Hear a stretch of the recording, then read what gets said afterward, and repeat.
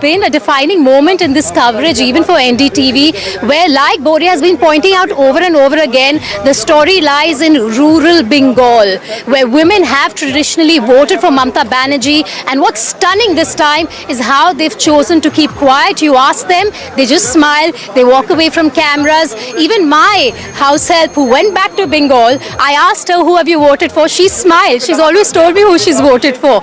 An indicator again that people who've been loyal to Mamata, some of them perhaps wanting change at this point. I think the story lies in Bhabanipur, of course, but it also lies in the larger Kolkata region. 11 seats up for grabs. Rahul, BJP hasn't made a dent there yet. If they do, that is a story in itself, because... The question is, can the BJP break through in the presidency area? There are a few data sets I want to show you this morning, which give you context about the battle that we're about to witness. The first of these is that go back in assembly election history all the way back to 1977, whoever wins Bengal wins big. There's been a lot of talk about this being a closely fought election, and it is.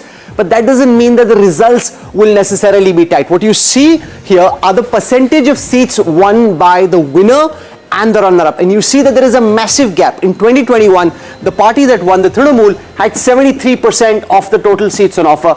The BJP had only 26. And that's generally the way it's been. Go back elections, whichever election you take 1977 for example, 77.6% seats won by the left front. The Congress at that time had just about 10% of the seats. The only real tight fight in West Bengal in recent decades has been 1971, where the gap between the party that came first and the party that came second was only 5% seats. In the rest of the elections, going back in time, whoever wins Bengal wins big. That is absolutely clear.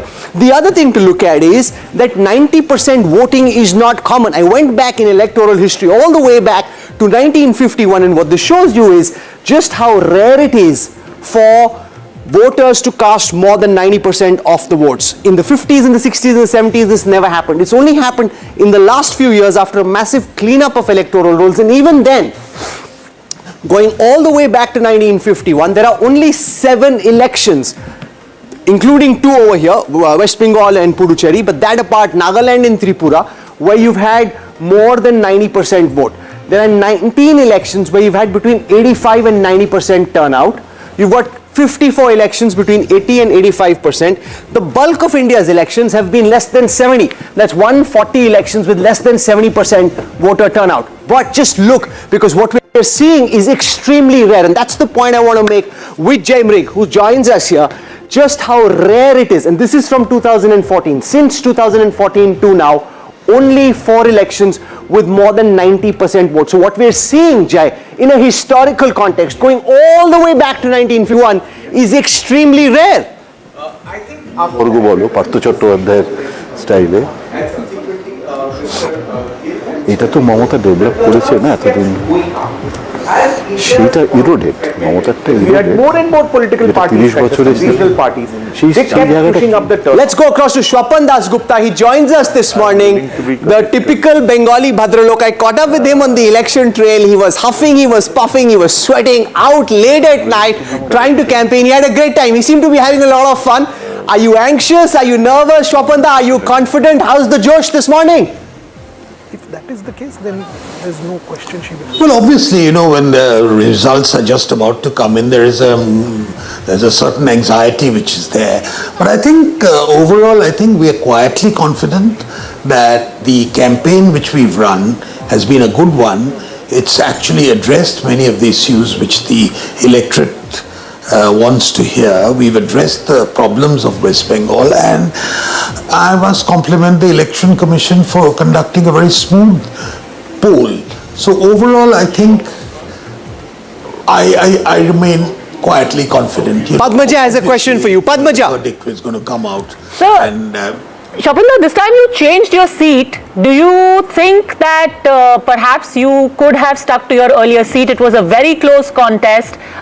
It was a very tight fight, and there was a very slim margin.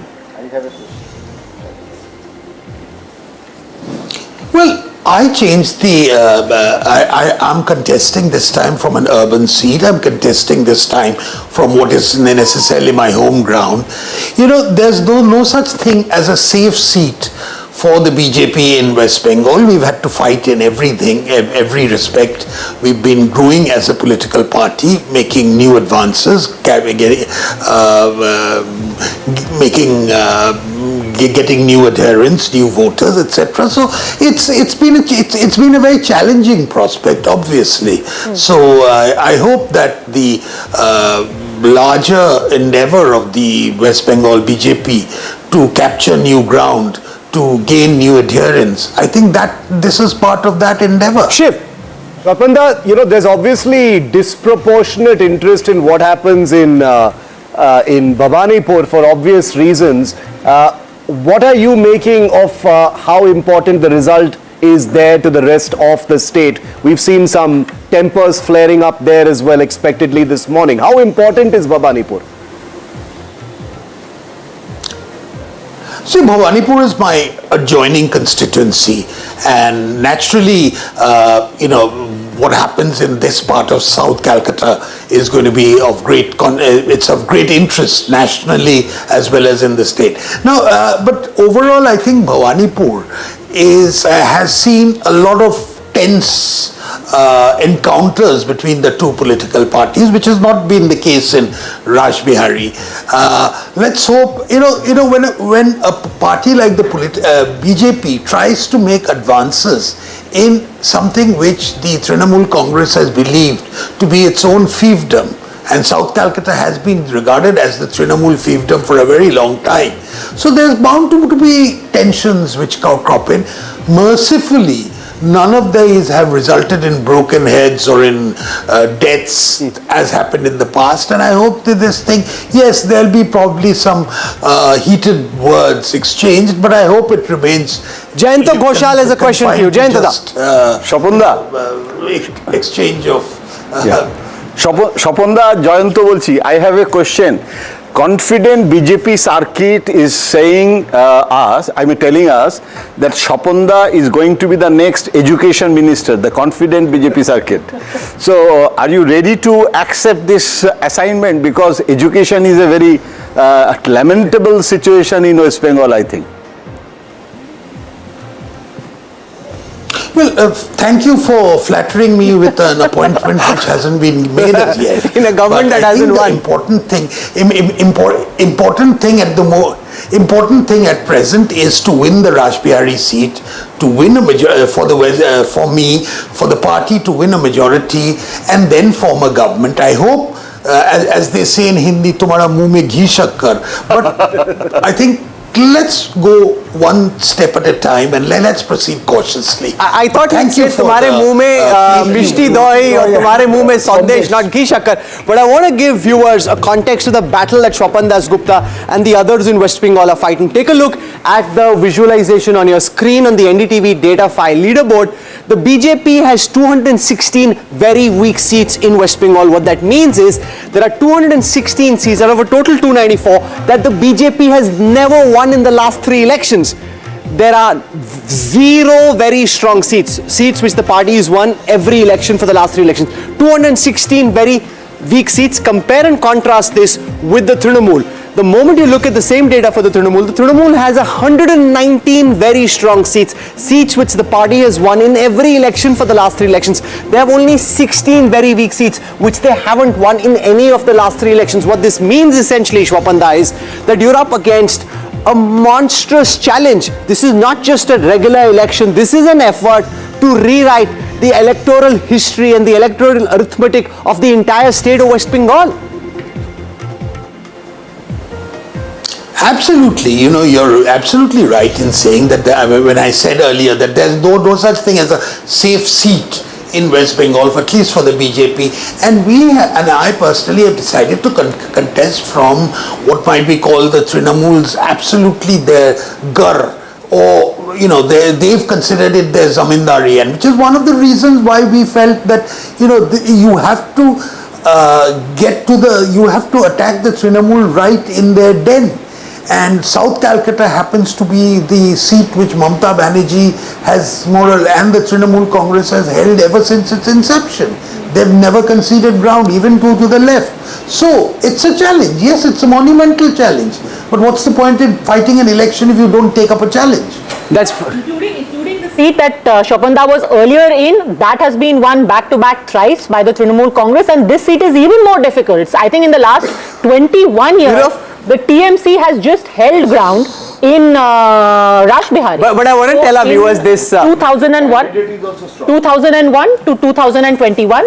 One very interesting thing happened with Swapanda when we were out in the campaign trail. I don't know whether he's amused by that or slightly irritated, but we were walking around Rashbihari campaigning late in the evening, and some people were coming up and saying, yes, we know you. So Swapanda is thinking that they've either read his books or they've read his articles and he's very pleased about it, except that they're saying, no, we've seen you on TV. So this is the whole reel and television generation not necessarily connecting Shankar on tradition. You worked with him back in the day, and now seeing him in a political avatar, huffing and puffing and campaigning all over the place.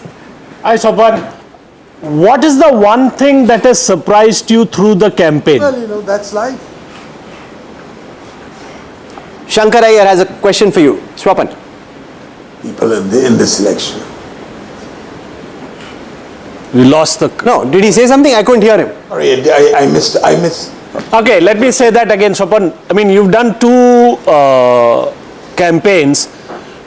What is the one thing that as a writer, as a journalist, you would say has surprised you consistently? Well, I think what's significant about these campaigns is that when you're there as a participant, when you're there as actually one of the actors of the thing, you learn to somehow try and read the minds of people from their facial expressions, from how they respond to it, and from their waves, etc. And ultimately, that's about it. And you learn also to distinguish between different social strata and how they respond. And it's very difficult. But I think I think my experience as a writer has been considerably enhanced and enriched by these two campaigns which I have fought, and I hope this one successfully. I'm very optimistic. Jai Mrug has a very quick question for you before we let you go. Jai. West Bengal, and it'll be a day of... Yeah, I just want to add, I think Shopanda's optimism may not be misplaced.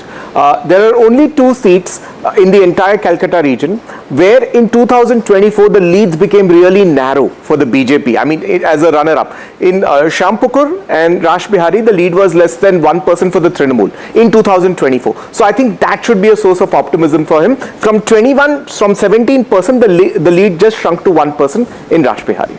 Okay, we'll leave him there. We wish you all the best. It'll be interesting to see all your writings post this. You're saying it's deeply enriched as a result of the campaigning. It was fun to be out with you. Thank you very much, Swapanda, for joining us this morning.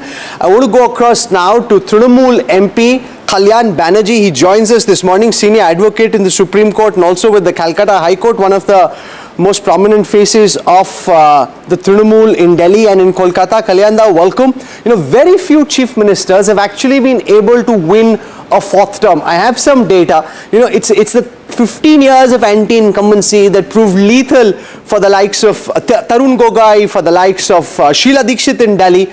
How confident is the Trinamool army this morning that Mamata Banerjee will be able to do what very few like Jyoti Basu, Manik Sarkar were able to do, which is to win more than just a 3rd term? Kalyanda, morning, welcome. पहले 4th time उन्होंने आएगा, ये बंगाल का हर घर का दीवार में लिखा है जो वो उन्होंने आएंगे। बंगाल का मिट्टी का आवाज है कि ममता बनर्जी फिर 4th टाइम आएंगे। और जो बात आप बोला, जो एंटी इनकम्बेंसी जो बात चल रहा है, वो तो बीजेपी का नैरेटिव है। वो नैरेटिव के कोई इधर का बात नहीं है, वो नैरेटिव करके रखा है बीजेपी लोग।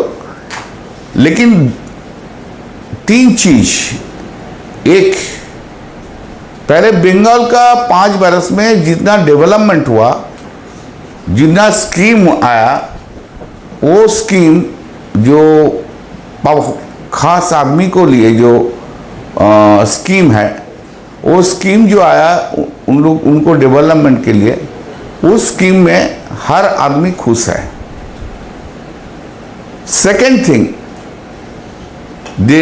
इधर का बीजेपी एमपी एमएलए मिनिस्टर जो सब गए दिल्ली में, दिल्ली जाके बंगाल का जो डेवलपमेंट स्कीम है, अलग स्कीम है सेंट्रल गवर्नमेंट से, उसको बंद किया है। आज तक कभी कोई देश में, कोई राज्य में ऐसा नहीं हुआ जो आम जनता का बेनिफिट के लिए जो स्कीम बनता है, सरकार जो केंद्रीय सरकार है उसका पार्टी का आदमी जाके वो राज्य के लिए स्कीम बंद कर रहे थे। ये बहुत कॉस्टली हो गया उन लोग के लिए, पब्लिक लोग वो जान गया ऐसा। Kalyan, the Trinamool has been really angry with the election commission, and I'm hoping to be joined by the chief election officer of West Bengal in just a moment from now. But the Trinamool's been really upset with the EC for the manner in which this election has been carried out. But the fact also is this has been a less violent election than any that we've seen in Bengal for a very long time, Kalyanda. That's the reality. Fewer poll deaths, fewer poll violence. It's arguably freer and fairer than past elections. Kalyan Banerjee. That is number one is this.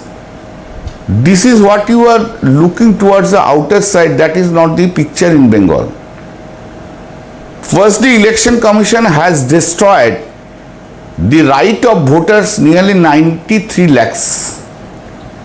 This is the first time in India, this is the first time Supreme Court has curtailed the power of the election commission. There is no illustration of this type earlier. You have seen that how the Supreme Court has intervened, has taken away the power of the election commission, how they have taken the decision. The peoples of Bengal are very much worried. They were harassed during the entire SIR period. And this harassment, price of this harassment will be paid to the BJP. They have to pay it by this election. Second, what you look towards the peaceful election, this peaceful election because so many voters have come out. Why they have come out? Number one is the harassment of the SIR and fear in the mind of the voters that if they don't cast vote, then this Narendra Modi government will not keep their names in the next voter list. You have seen that so many people who are living outside Bengal, they have come to Bengal to cast their votes. Every flight is booked, every train is booked. Why? This is one of the reasons, and that is going against the BJP. Okay. Number three, I'm joined, just one second, sir. I'm joined at this time by a very special guest who has a lot to do today, and therefore I want to go him right away. This is Manoj Kumar Agarwal. He's the Chief Electoral Officer. He's arguably the most tracked person in West Bengal at this moment. He's had the toughest assignment with the Trinamool gunning for the Election Commission, asking questions about SIR, asking questions about the manner in which the polling process has been conducted. We appreciate a lot. Manoj Kumar Agarwal, you joining us on NDTV early this morning. Thank you very much, sir. You've led the whole EC process in West Bengal. Give our viewers on NDTV a sense of your biggest challenge. How difficult was it for you to conduct this election in West Bengal relative to everything that you've done and the EC has done in the past? Welcome, sir. Sir, can you hear me?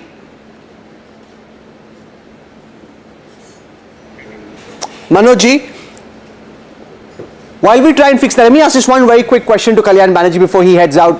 Kalyan, what do you make of the historic turnout? The fact that 92% voters in West Bengal have voted in this election, more than any other election in West Bengal in the past and more than most Indian states ever. No big state has ever seen a turnout like this. There is history in that mandate. What does the Trinamool make of those unprecedented turnout numbers? If you look towards the past elections, every year turnout has been increased. In Bengal, turnout has never been decreased. In every year, 3 times we won in the assembly, Even in the parliament election, turnout was much. Even then we have won. And number 2 reason is this. Why this turnout? I said to you earlier, because of the people's fear. People is in greatly fear under that if they don't cast vote, their names should not be there in the voter list. Okay. That is the narrative has been created by the Bharatiya Janata Party Election Commission here. Thank you very much for joining us. Really appreciate you taking our time. Thank you, sir. We hope to come back to you during the day. I want to go across now to Manoj Kumar Agarwal, Chief Electoral Officer of West Bengal, the man who's led the poll process. He's had an incredibly difficult time the past few weeks bringing this together under so much scrutiny. Mr. Agarwal, from the perspective of the Election Commission, what's been the toughest part of conducting this poll process in West Bengal relative to what the EC has done in other states? Welcome and thank you for joining us this morning on NDTV.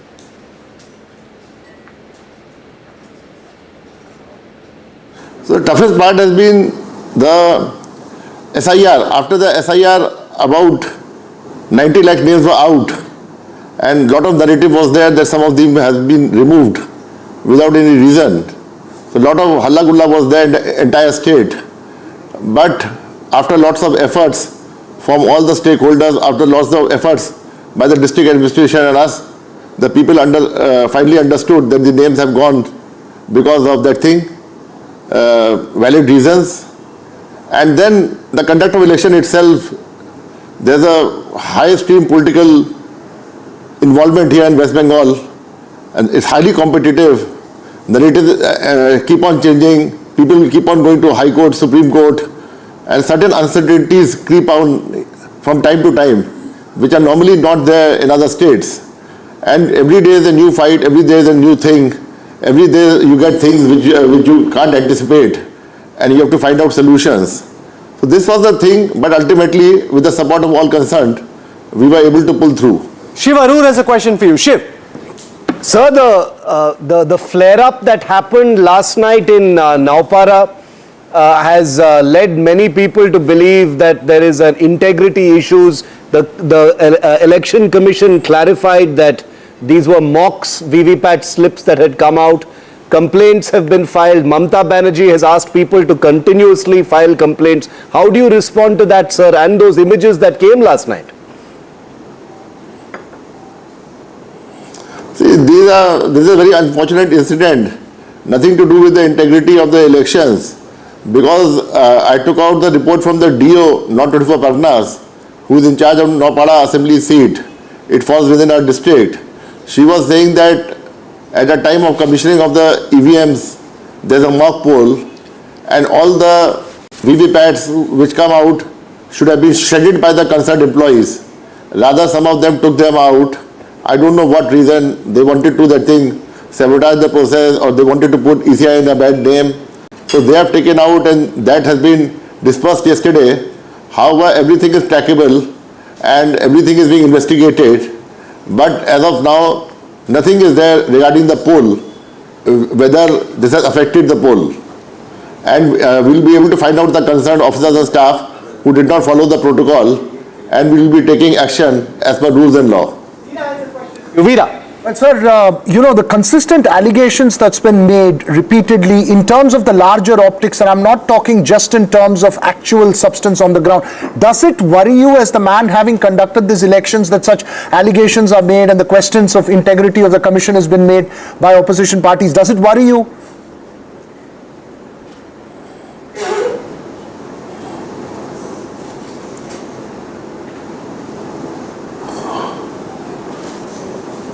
I could not hear.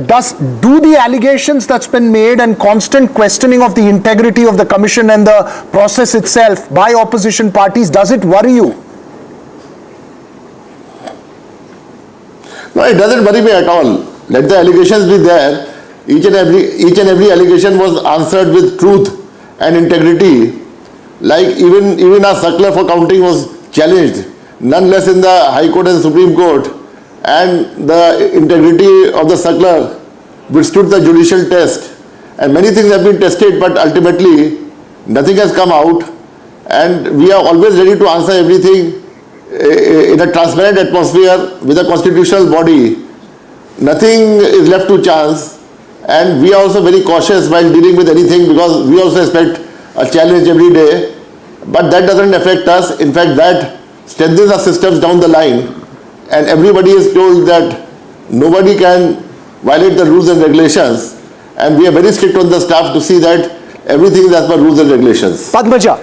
Mr. Agarwal, there are multiple complaints of how the CCTV in various strong rooms have gone dark, have gone black for a couple of minutes. Minister Shashi Panja is the only latest one who has said that at the Anushilan Kendra, for a couple of minutes, the CCTV camera, there's been a blackout. Why is this happening? Why are the cameras going dark? Since cameras being dark for a couple of minutes and in few days is a normal complaint which keeps on coming in every election, because there's certain load shedding happening. Sometimes we have got a generator and power backup, but that takes a few seconds or few minutes. But everything is transparent because the CCTV coverage can be seen outside the hall, and only because the coverage can be seen outside the hall. That is why everybody comes to know even.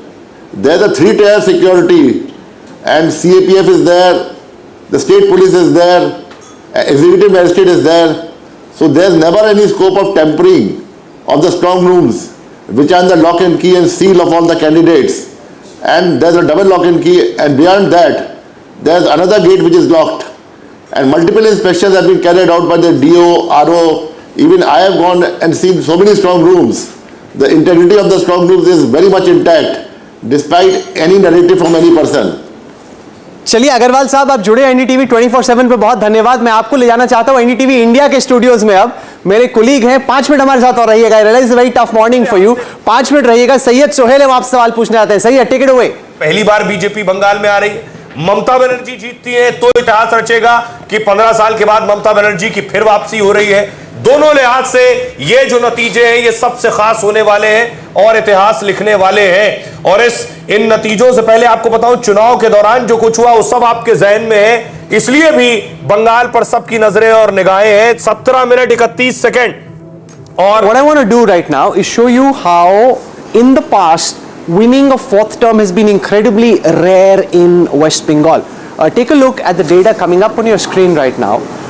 You've had very few instances of leaders winning more than 3 terms. 3 terms is typically where the story ends. It ended for Tarun Gogoi in Assam, it ended for Sheila Dikshit in Delhi, and therefore it isn't common to win more. It's a pile up of anti-incumbency. 15 years, Jai Mrig, is typically just where voters say enough is enough, we've had enough, we need to move on.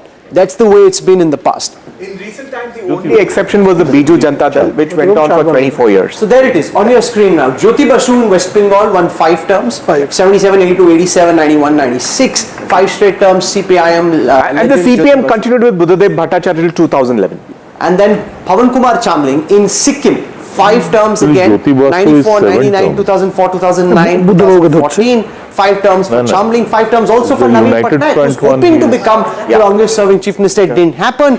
2000, 2004, 9, 14, 19. in fact, BJP was behind him by 0.3%. And then back in the day, Mohanlal Sukhadia in Rajasthan of the Congress won 4 terms, 52, 57, 62, 67, 4 terms for the same chief minister. Manik Sarkar in Tripura, CPIM, 4 terms again, 98, 2003, 2008, 2013, 4 terms for Manik Sarkar as well. 4 terms also for Gegong Apang in Arunachal Pradesh of the Congress, 80, 84, 1995. 4 terms for Gegong Apang in Arunachal Pradesh. Mamata Banerjee now on the cusp of history. She's won thrice. She's won in 2011, 2016, 2021. Nilanjan Mukhopadhyay. The question, of course, is can she join the 4-term chief minister club? Well, we will know about it within a few hours.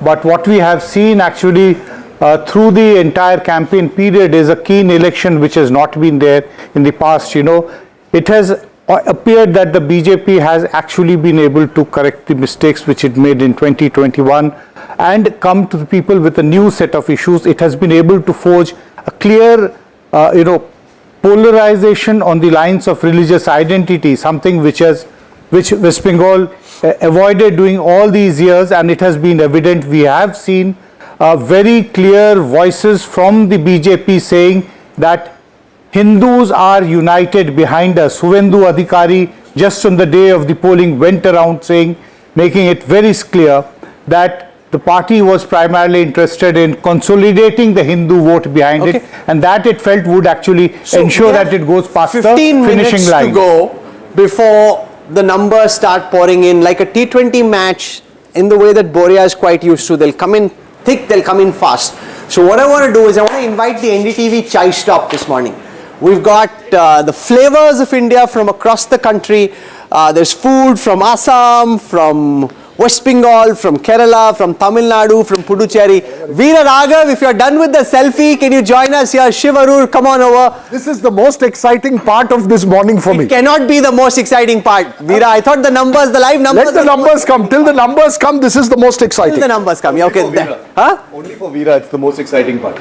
No, it is hugely exciting. So, welcome. Good morning. Good morning. So, what do you have for us this morning? Can our cameras just come over? I love the fact that you've got all the colors of India, the flavors of India. Yes, please tell us. We have from Assam and we have Bengal, she will tell. Yes. Yes, we have Assam's foods like til pithe, nariyal and nadu, jun pitha, and we have Bengali food, jhalmuri, dahi fuchka, and fish fry, What's a good and breakfast? mishti doi. What's a good breakfast? We have idlis from Kerala and Tamil Nadu, we have ulli vada, and then we have buttermilk, we have good payasam. You can... East, west, north or south, the best breakfast is idli and vada. Yes, you are right. Hey, every state has its own flavor. Why being biased towards one state? I have to You be can very try biased everything. towards a South Indian breakfast though, however. I agree with Veera on this. Boria, these guys are all going for the South Indian breakfast. No one's west, speaking. north or south, idli vada is the best breakfast. No, we've got just a little bit of time to go. He's roasting me. Idli vada for breakfast. That's why people don't take you seriously. Because he thinks Because I said idli vada is the best breakfast. How so? Come on, you are talking about a Luchi election and he's talking idli vada. Come on. No, but the election is all of that also. It can be. So that's why you guys are only focused on your state. You're not thinking of the... Madam, please make, time is running out. Please, we are very hungry. She's looking and very enjoying the conversation. Jhalmuri, please. Yes. I think this in some ways is the Jhalmuri versus fish election. It's a Jhalmuri breakfast date. Jhalmuri. Boria, what's it for you? Wonderful. This is from Assam. आमियो मुड़ी खाबो. I'll also have मुड़ी. Jhalmuri. Sab extra bana do jhalmuri with us. Thank you, that's all. No, but this is the critical thing to really look at. The fact that there was so much, Veera, during the campaign, so many different flavors that came in. The electoral flavors, the flavors around the food, the fight between the fish and the jhalmuri, and the idea, Boria, that the Trinamool tried to push that if the BJP comes to power, they won't let you eat your favorite fish. Yeah, and it was incredible when people started carrying Pona March and starting going to various constituencies, and that also happened. I think these are all flippant, trivial. But what did that settle, you think? The fish controversy, was it fully settled? Or is it still lingering somewhere? Is there a fishy aftertaste still? I think it's going to be settled today. Interesting. Yeah, because it's still on the cusp. They're still... You know, Rahul, in the middle of all this controversy, what we're forgetting is Kerala is also into polls, and Kerala had a similar controversy over beef.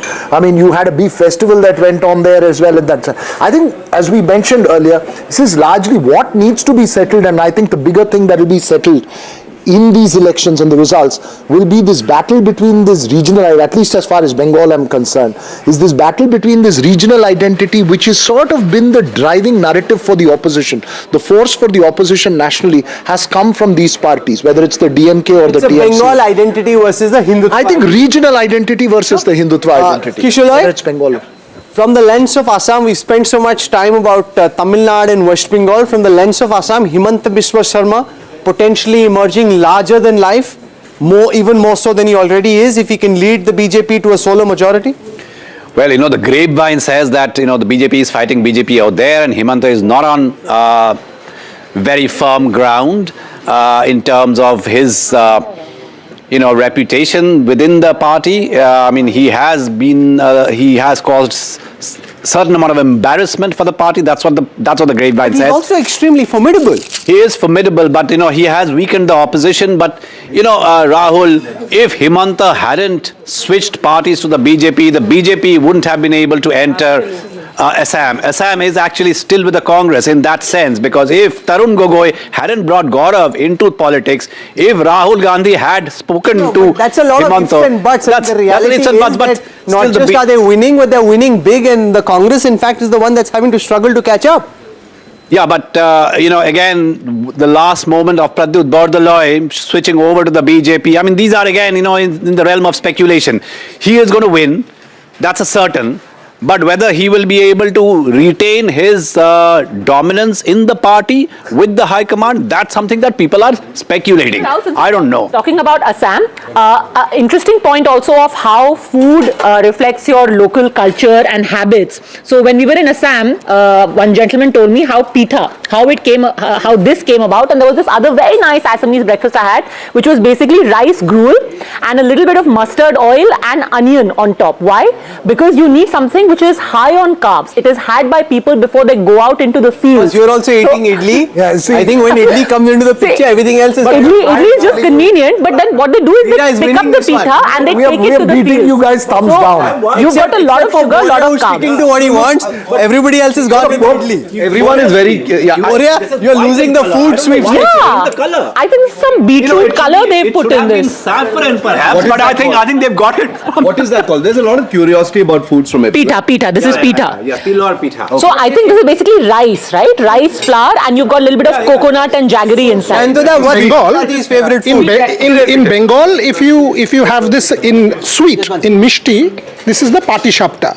So there is good inside, there's jaggery inside, which is basic. This is a very typical Bengali dessert. Isn't patishapta slightly softer? Softer, bigger, maybe flatter.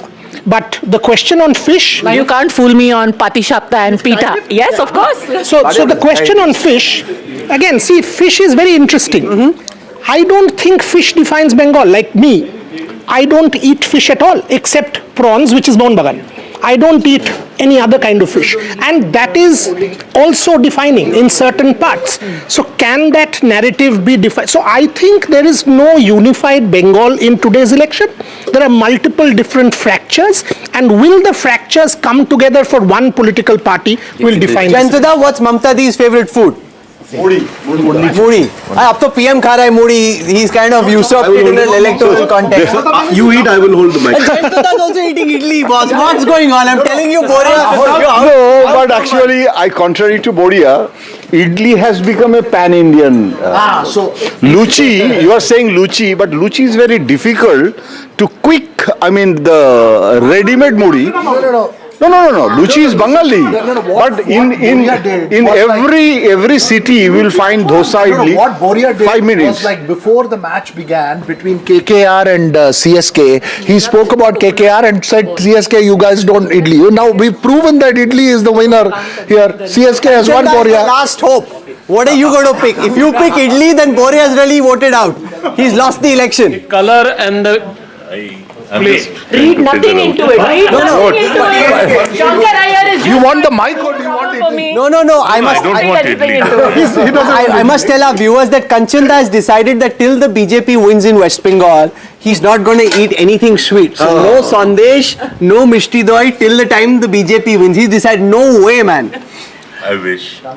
No, but can I also just say that, since we were having this argument over how certain things are not representative, the idli is also not fully representative of Tamil Nadu. It's the most very popular thing, but it's a cross-cultural thing among states. Narayan, what are the other? Is it your favorite breakfast from Tamil Nadu? What is your favorite? Dosa, because dosa has got that indulgent edge. Yeah. Idli is purest. It's healthy. It's what you fall back on.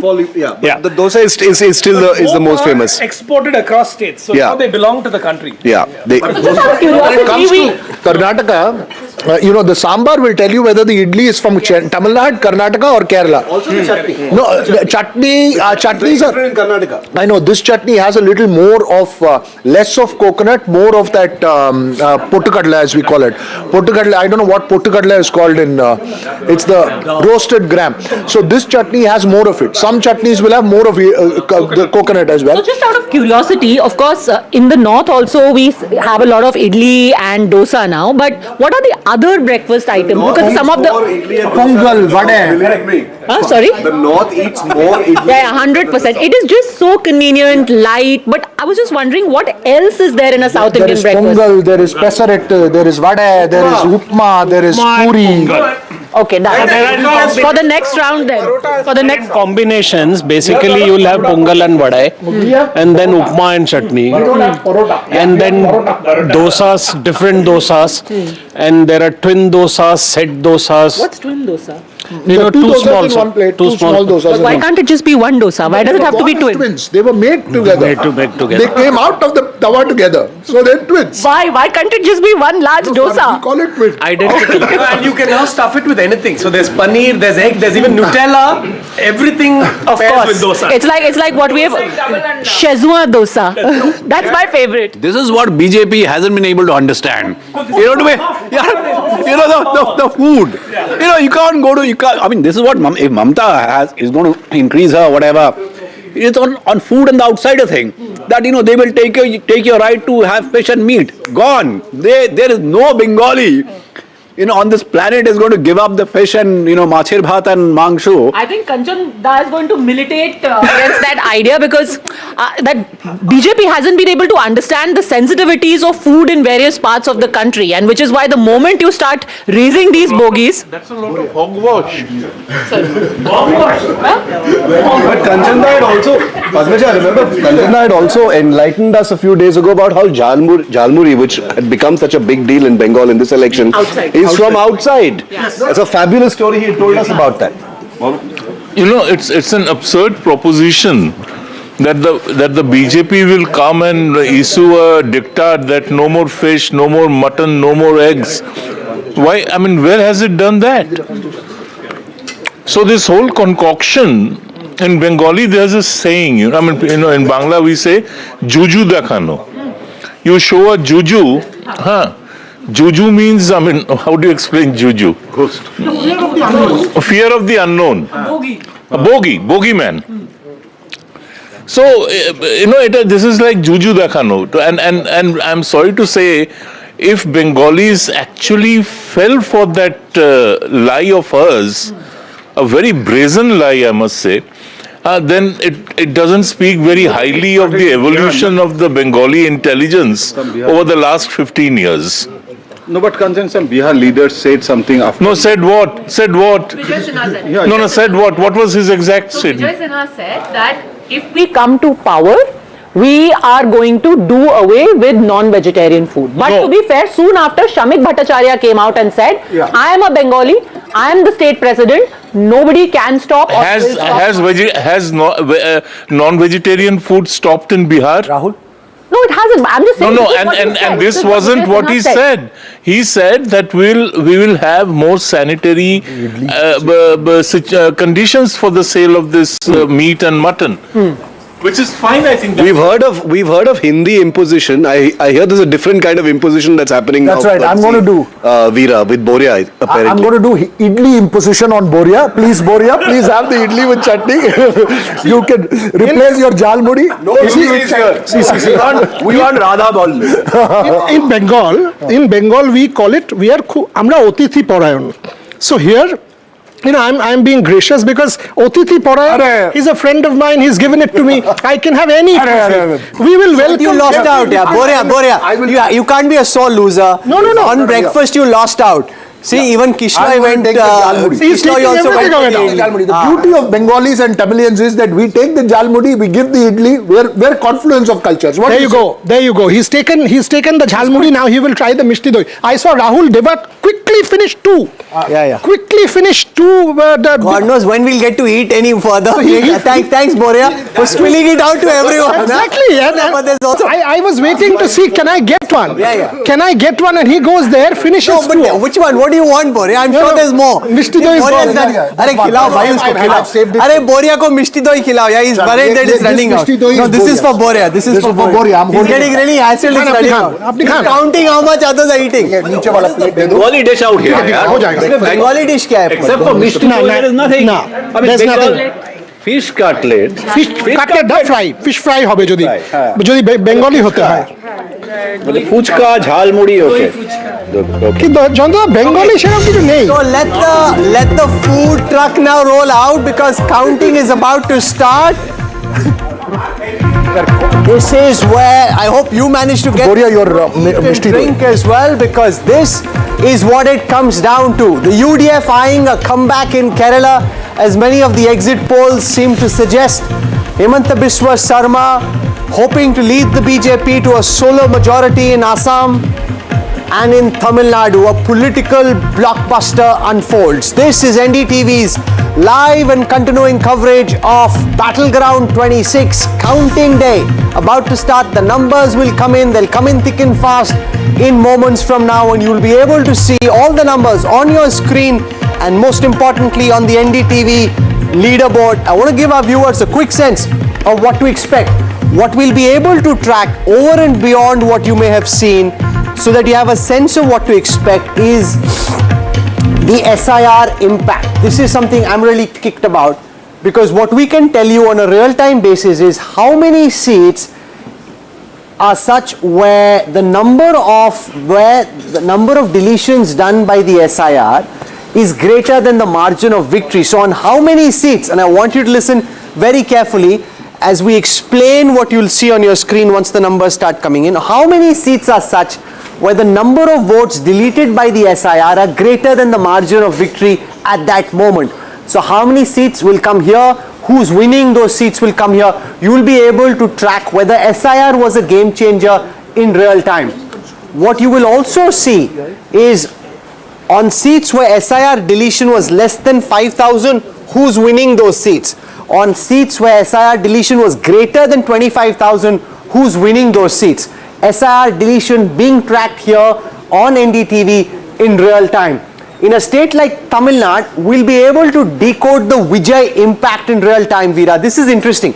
It's called the spoiler alert. This is the NDTV Datafy team. They've been at work night and day, non-stop since Bihar to power this analytics engine for you. And I can guarantee to you that nothing will compare once counting starts. On how many seats is Joseph Vijay proving to be a spoiler? He contested 233. How many has he won? How many has he lost? The numbers right now are dummy data, but who's winning those seats? So whose chances is he spoiling? On how many seats is the votes won by Vijay's party, the TVK, more than the gap between the winner and the runner-up, and who's winning those? So that will come here.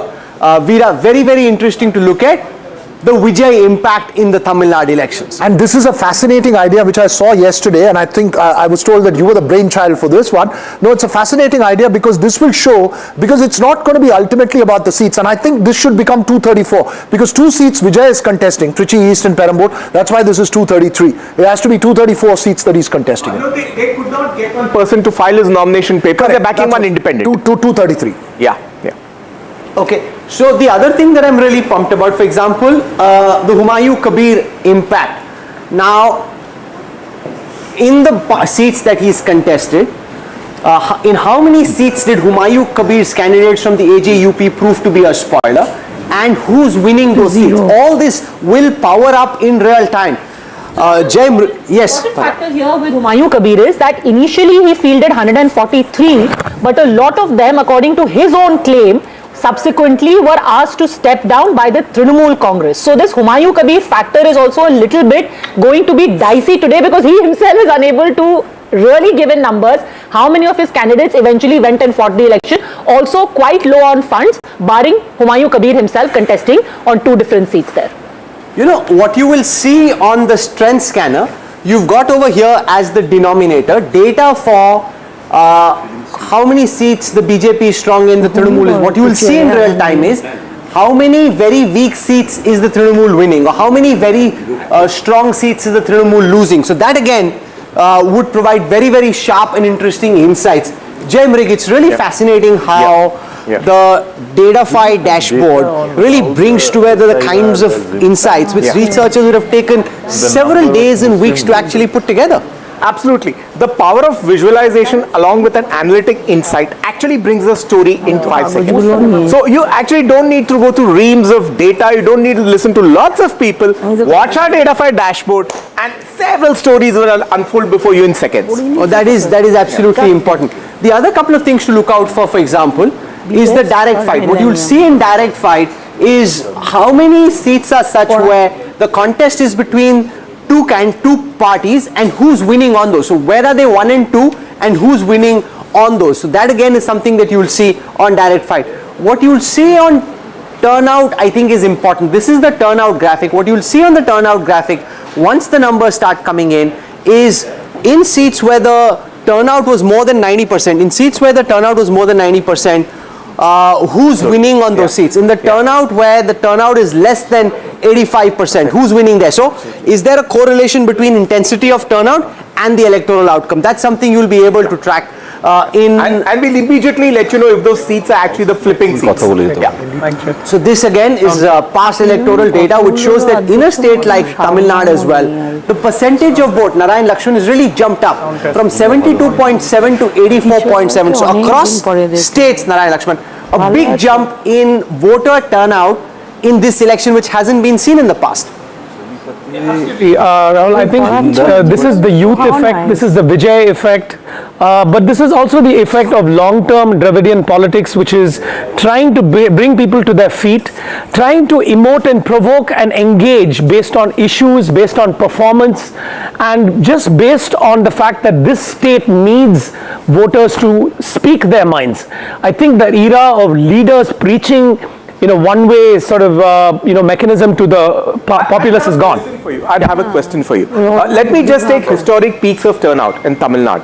When the DMK came to power, 76%. Okay. 2011, Jayalalitha actually makes it back with Vijay Kant, 78%. Now we are seeing 84%. It's signaling a tectonic shift. Sorry, I'll just weigh in on this. 84% do not go by the numbers because the SIR process, the percentage gets reflected higher because of the SIR. Sure. In terms of rise, if you see actual number of voters, it's consistent with the past. Leads have started coming in. The numbers have started officially. They started reflecting on your screen. Look at your numbers, early trends. First DK leads on 1, DMK plus leads on 1. So the numbers have started coming in, Rahul. Oh, absolutely, and they'll come in thick and fast. We also want to just build a caveat shift for our viewers that what you will see, at least for the first half an hour, are very initial trends. They're just postal ballots. So you want Jai Mrig for viewers to keep that in mind. For the first 30-40 minutes, you'll just have very sparse. Not only that, postal the initial leads that have come in are more or less reinforcement of strongholds. We have Polatur, the Chief Minister's constituency, he is expected to lead, and Perambur is Vijay's constituency, he is expected. So these are largely strongholds. Let's not read more. Right? We can wait. Yeah. But it's also interesting, Shankar Iyer, how from 3 days to 2 days to 1 day and now just a few hours, like cricket has gone from test to T20, counting has also now been condensed into a T20 kind of format. Well, I remember the early days when we used to do 3 days of election results, and now technology has enabled much of this. There's also systemic changes.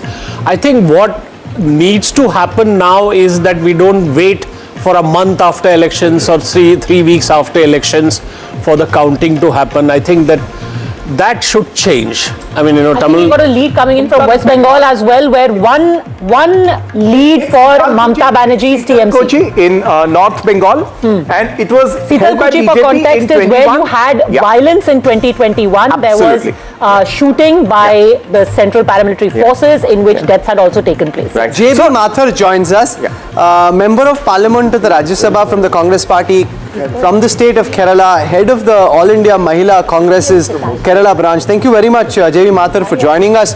We've spoken about the Trinamool, we've spoken about the BJP and the Tamil parties in Tamil Nadu. What's at stake from your lens for the Congress in Kerala? A lot of the polls seem to be giving hope that the UDF is coming back to power.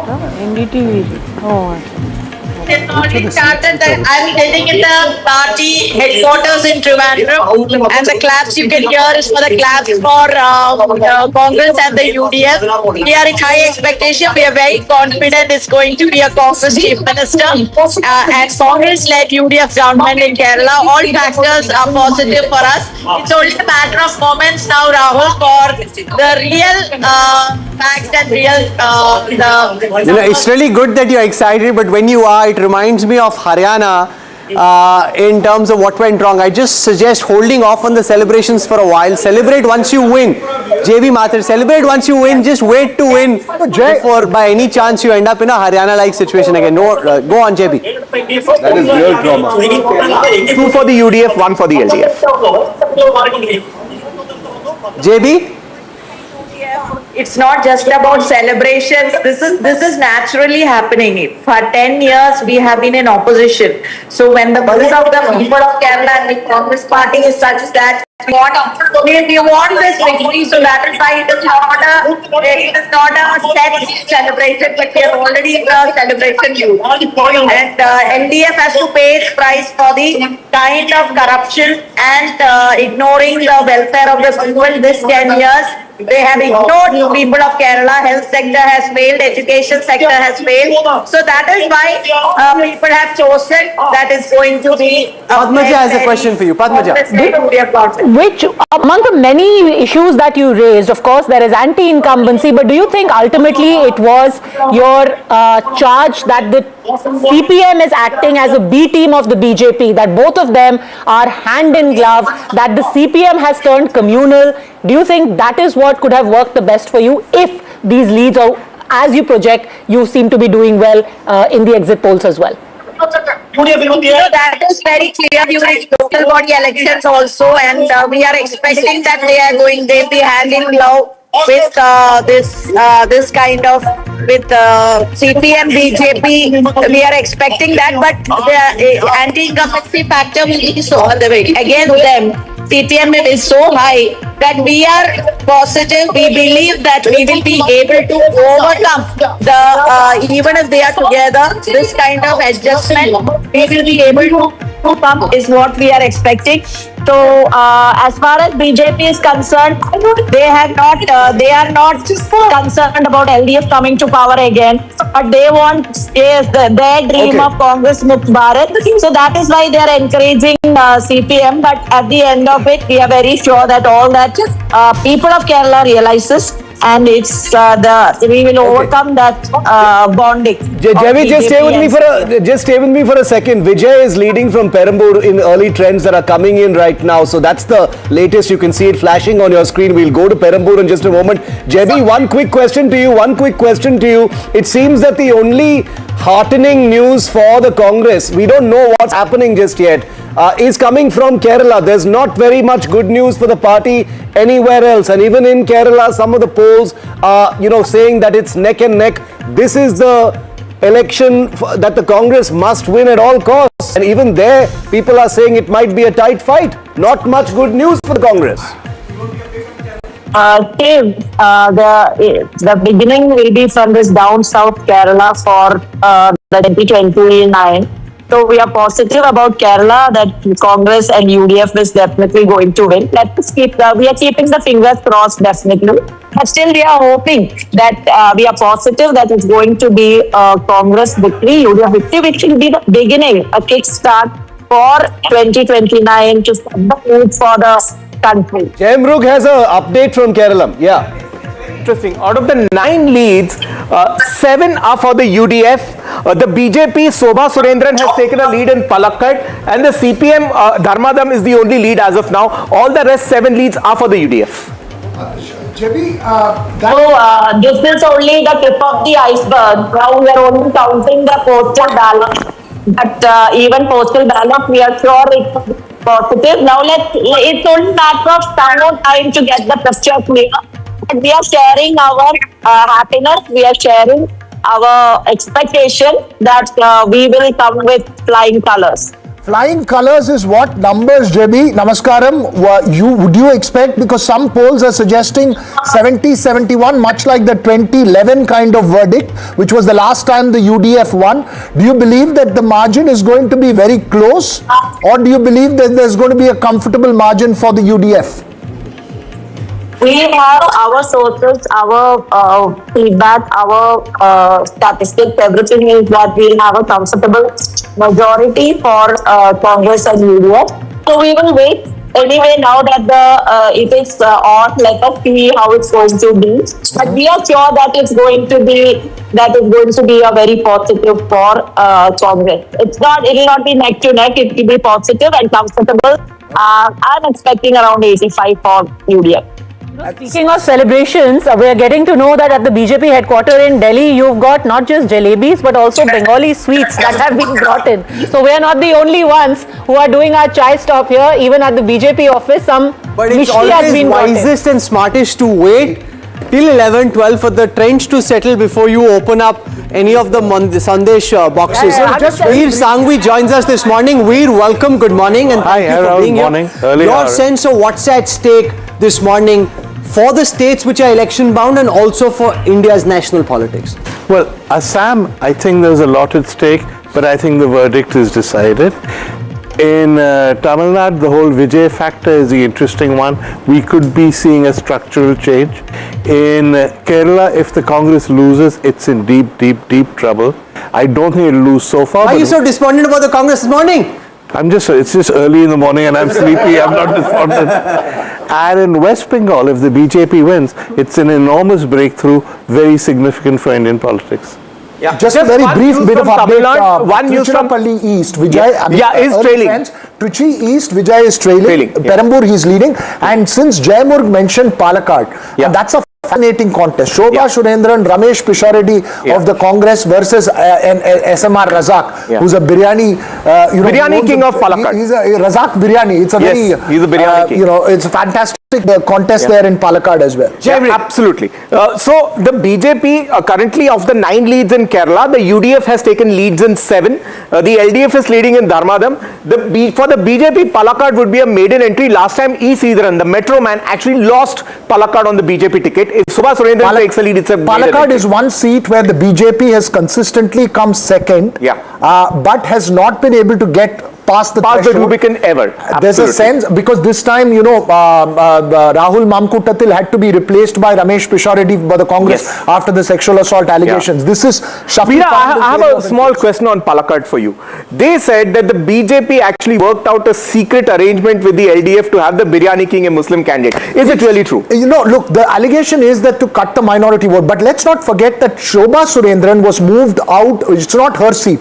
She was brought in there because wherever she's contested, she's always boosted the vote share. Absolutely. Now, so Palakkad, they want to go first past.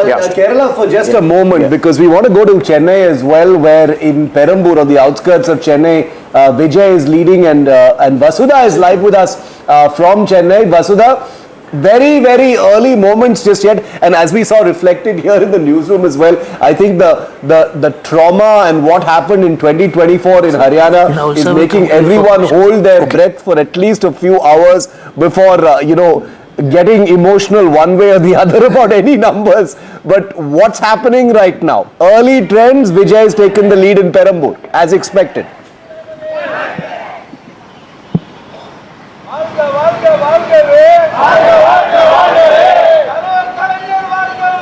Well, very interesting that, I'm in the DMK office and we know that Vijay has already taken early trends. I mean, he's leading those trends in Perambur. This is what is happening in DMK office. It's called Arivalayam, and the DMK office also has a sense of, it also is telling people to, to wait on the celebrations, because remember they also have a board here. Let me, if I can ask the camera person to show the board here, which basically says, the countdown to Dravidian Model 2.0, and it says there are 3 hours 41 minutes left for this, because they want people to wait on the celebrations. Remember, this is also Chennai.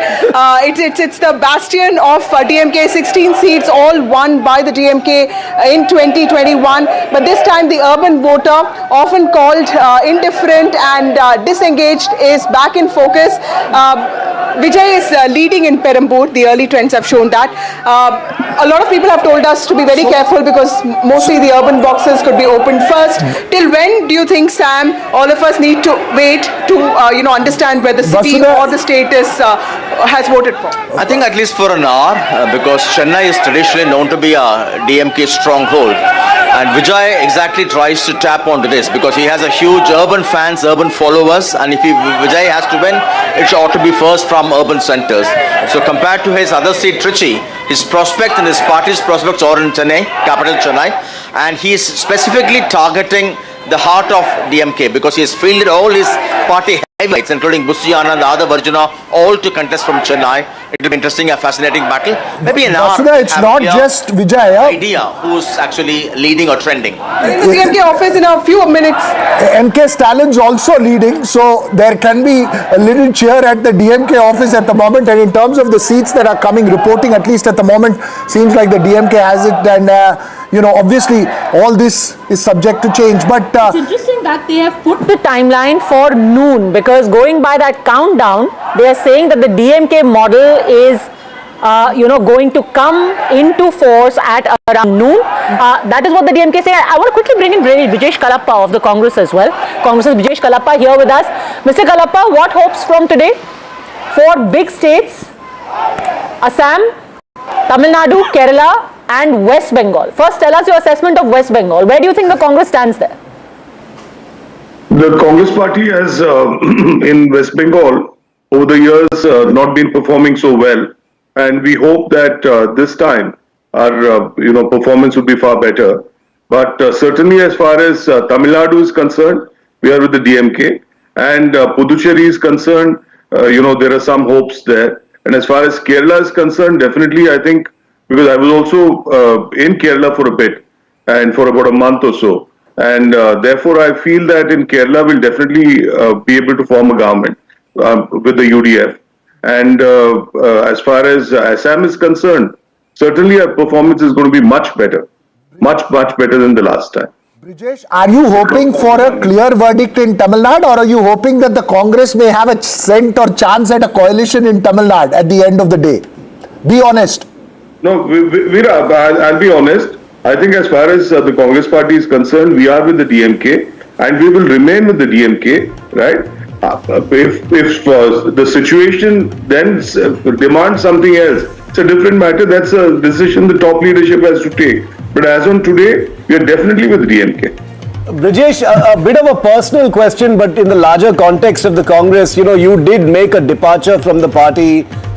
You went to some others, you went independent for a while, and then you came back. Why did you come back to the Congress party? It's not meant to be an edgy question, but this would be considered one of the Congress's lowest moments. Even in this election cycle, the news is not very good. You see, the Congress has been doing badly for some time now. And why I left the Congress party, I didn't join the BJP. Yeah. The BJP would have been the most obvious option for anybody who is leaving the Congress party. I didn't join the BJP. In fact, I joined the Aam Aadmi party, which has zero presence in Karnataka, right? And there were some differences I had with the party at some point in time. I wanted to make a point, I did it, and the party wanted me back, I'm back. Brijesh Kalappa, yesterday there was a bit of a flutter about some pictures that came in from Muscat. What's happening there? Because there was a lot of social media speculation, chatter, outrage that the LOP, Mr. Rahul Gandhi, is in Muscat just a day before the results. I'm actually not aware of that. Okay, let's get quick. Fine. Thanks, Brajesh, for joining us. We want to get a quick word in from all our guests. I'll start with Jai Mrug for your sense of the initial trends that we've seen so far. Jai. Yeah, Bengal, we have 15 leads, TMC in 8, BJP in 7. Actually, it's a little setback. I mean, it's a -4 for the BJP, so we still want to wait.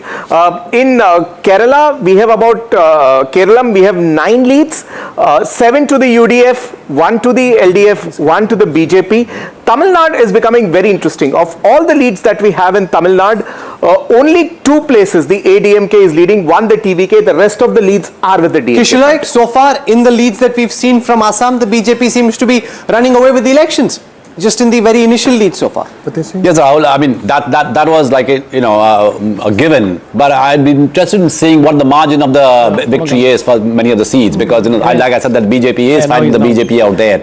And there is, on the ground, there is some amount of anger also, I mean, which is pretty... Well, one of the very interesting things that's happened, and also of concern, Veera Raghav, is this message that's been sent out to editors in Tamil Nadu about the fear of fans resorting to self-harm. In case Vijay doesn't do as well as is anticipated, there's a lot of concern, and therefore the need to urge caution and just to take this as an election or a matter of life and death. And I think for the TVK, and I think it's very important that I put this in perspective, Rahul, and I have no doubt that there's going to be a historic entry in terms of vote shares for Vijay to move from a star into a politician. I think TVK fans should not just assess ultimately at the end of the seats. If it comes, it's great, but otherwise, it's not, life is not an instant success thing, and I think that is a concern. But having seen what happened with Jananayagan when the movie was not released and the kind of reactions, I think there's also a sense of sensibility that's involved. I'm not sure that it may be completely grounded in the worry of what's going to happen is going to be completely grounded, but let's see how it plays out. It's an important message to send across. I think it's also very delicate, thanks to also a couple of the exit polls, Rahul, which have not only projected a sizable or a healthy performance, but in some cases Vijay not being kingmaker but actual king. They're even talking about, him being a preferable chief minister to MK Stalin in some of those metrics. So that's the reason why I think the fan mood as well has been... Shankar Ayyar has been regaling us with a lot of Vijay dialogues. He's come all fully prepped, telling us also that he's seen all the pirated films as well, apart from everything else, Shankar. He's been quoting movies from the 1950s till Vijay. I thought you were like an economist and public policy wonk. I mean, there's all these Vijay dialogues flowing from your bat, Shankar. So there is a dialogue for the Vijay fans also, just in case he loses, in which he says that Totadan Valiterium Valichadan Very Varum, which is basically only when you lose that you feel the pain, and when you feel the pain you will gather the strength or the rage or the havas. He's got a dialogue for everything, but this is Panditri Veer at another level. Yeah, that's Tamil politics. Huh? They are the most articulate politicians in the country in Tamil, usually because they have script writers. That's interesting. So, Brian Lakshman, your game now, boss. You can't have Shankar Ayyar, who's partly in Canada, partly in Pune, running away. The Chennai boy has to do better. Yeah, absolutely. I think he is poised to do really, really well. And like I think Veera said, he's looking at the future. Dialogue or not for us? I have one, which is, again, please, I have to paraphrase.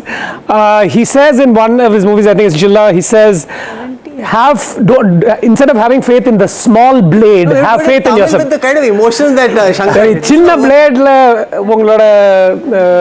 belief irunda, நம்பிக்கை இருந்தா அதுக்கு மேல் உங்களோட உள்ளத்தில் நம்பிக்கை இருக்கணும், நீங்க ஜெயிப்பீங்க. That means you will win when you have more faith in yourself than you do in a small blade.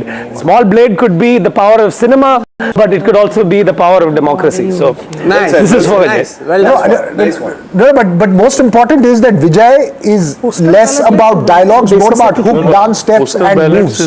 And I'm not going to dance step. He's been practicing his dance steps. Make no mistake about that. That only if the results warrant it or not, I don't know. But you see, the one thing is that one thing Rajinikanth started in. You see, Rajinikanth used to toss his cigarettes. You remember? In Shivaji in 2006, Rajini did this. He had. Come on, yeah. So Vijay does this in Teri. In his movie Teri. He plays the role of an IPS once officer. more. That wasn't good enough. I want to see whether you proved it or you actually got it. Last Absolute disaster. Disaster. Our viewers must know that next to Veera, there is a packet. It's like a little tuck shop he has got going right in this corner because he knows You it's need to going to be a have long energy. day. And You need to have energy. he's fueled up already, and he's got offering me snacks right through this morning. and he's got like a little reserve right there. No, here, try what I did. Try it the way I did. I don't want to choke on TV. Everybody does. Kerala for Veera. I don't want to choke on TV. Veer is going to do the same. Veer, you're going to try this as well. Try it, Veer. Breath mints. No, it's simple. You just have to hold it. It's 50-50 with Veer. He's getting there. He's getting there. I'm not even trying. There's a serious point to make as well, because the reason why all of these dialogues have been going so viral, thank you Veera, I'm not going to try it because I might choke, because Vijay has not given any interviews. Yeah. You know, he's made a few appearances, he cut down the number of planned appearances after the Karur tragedy as well.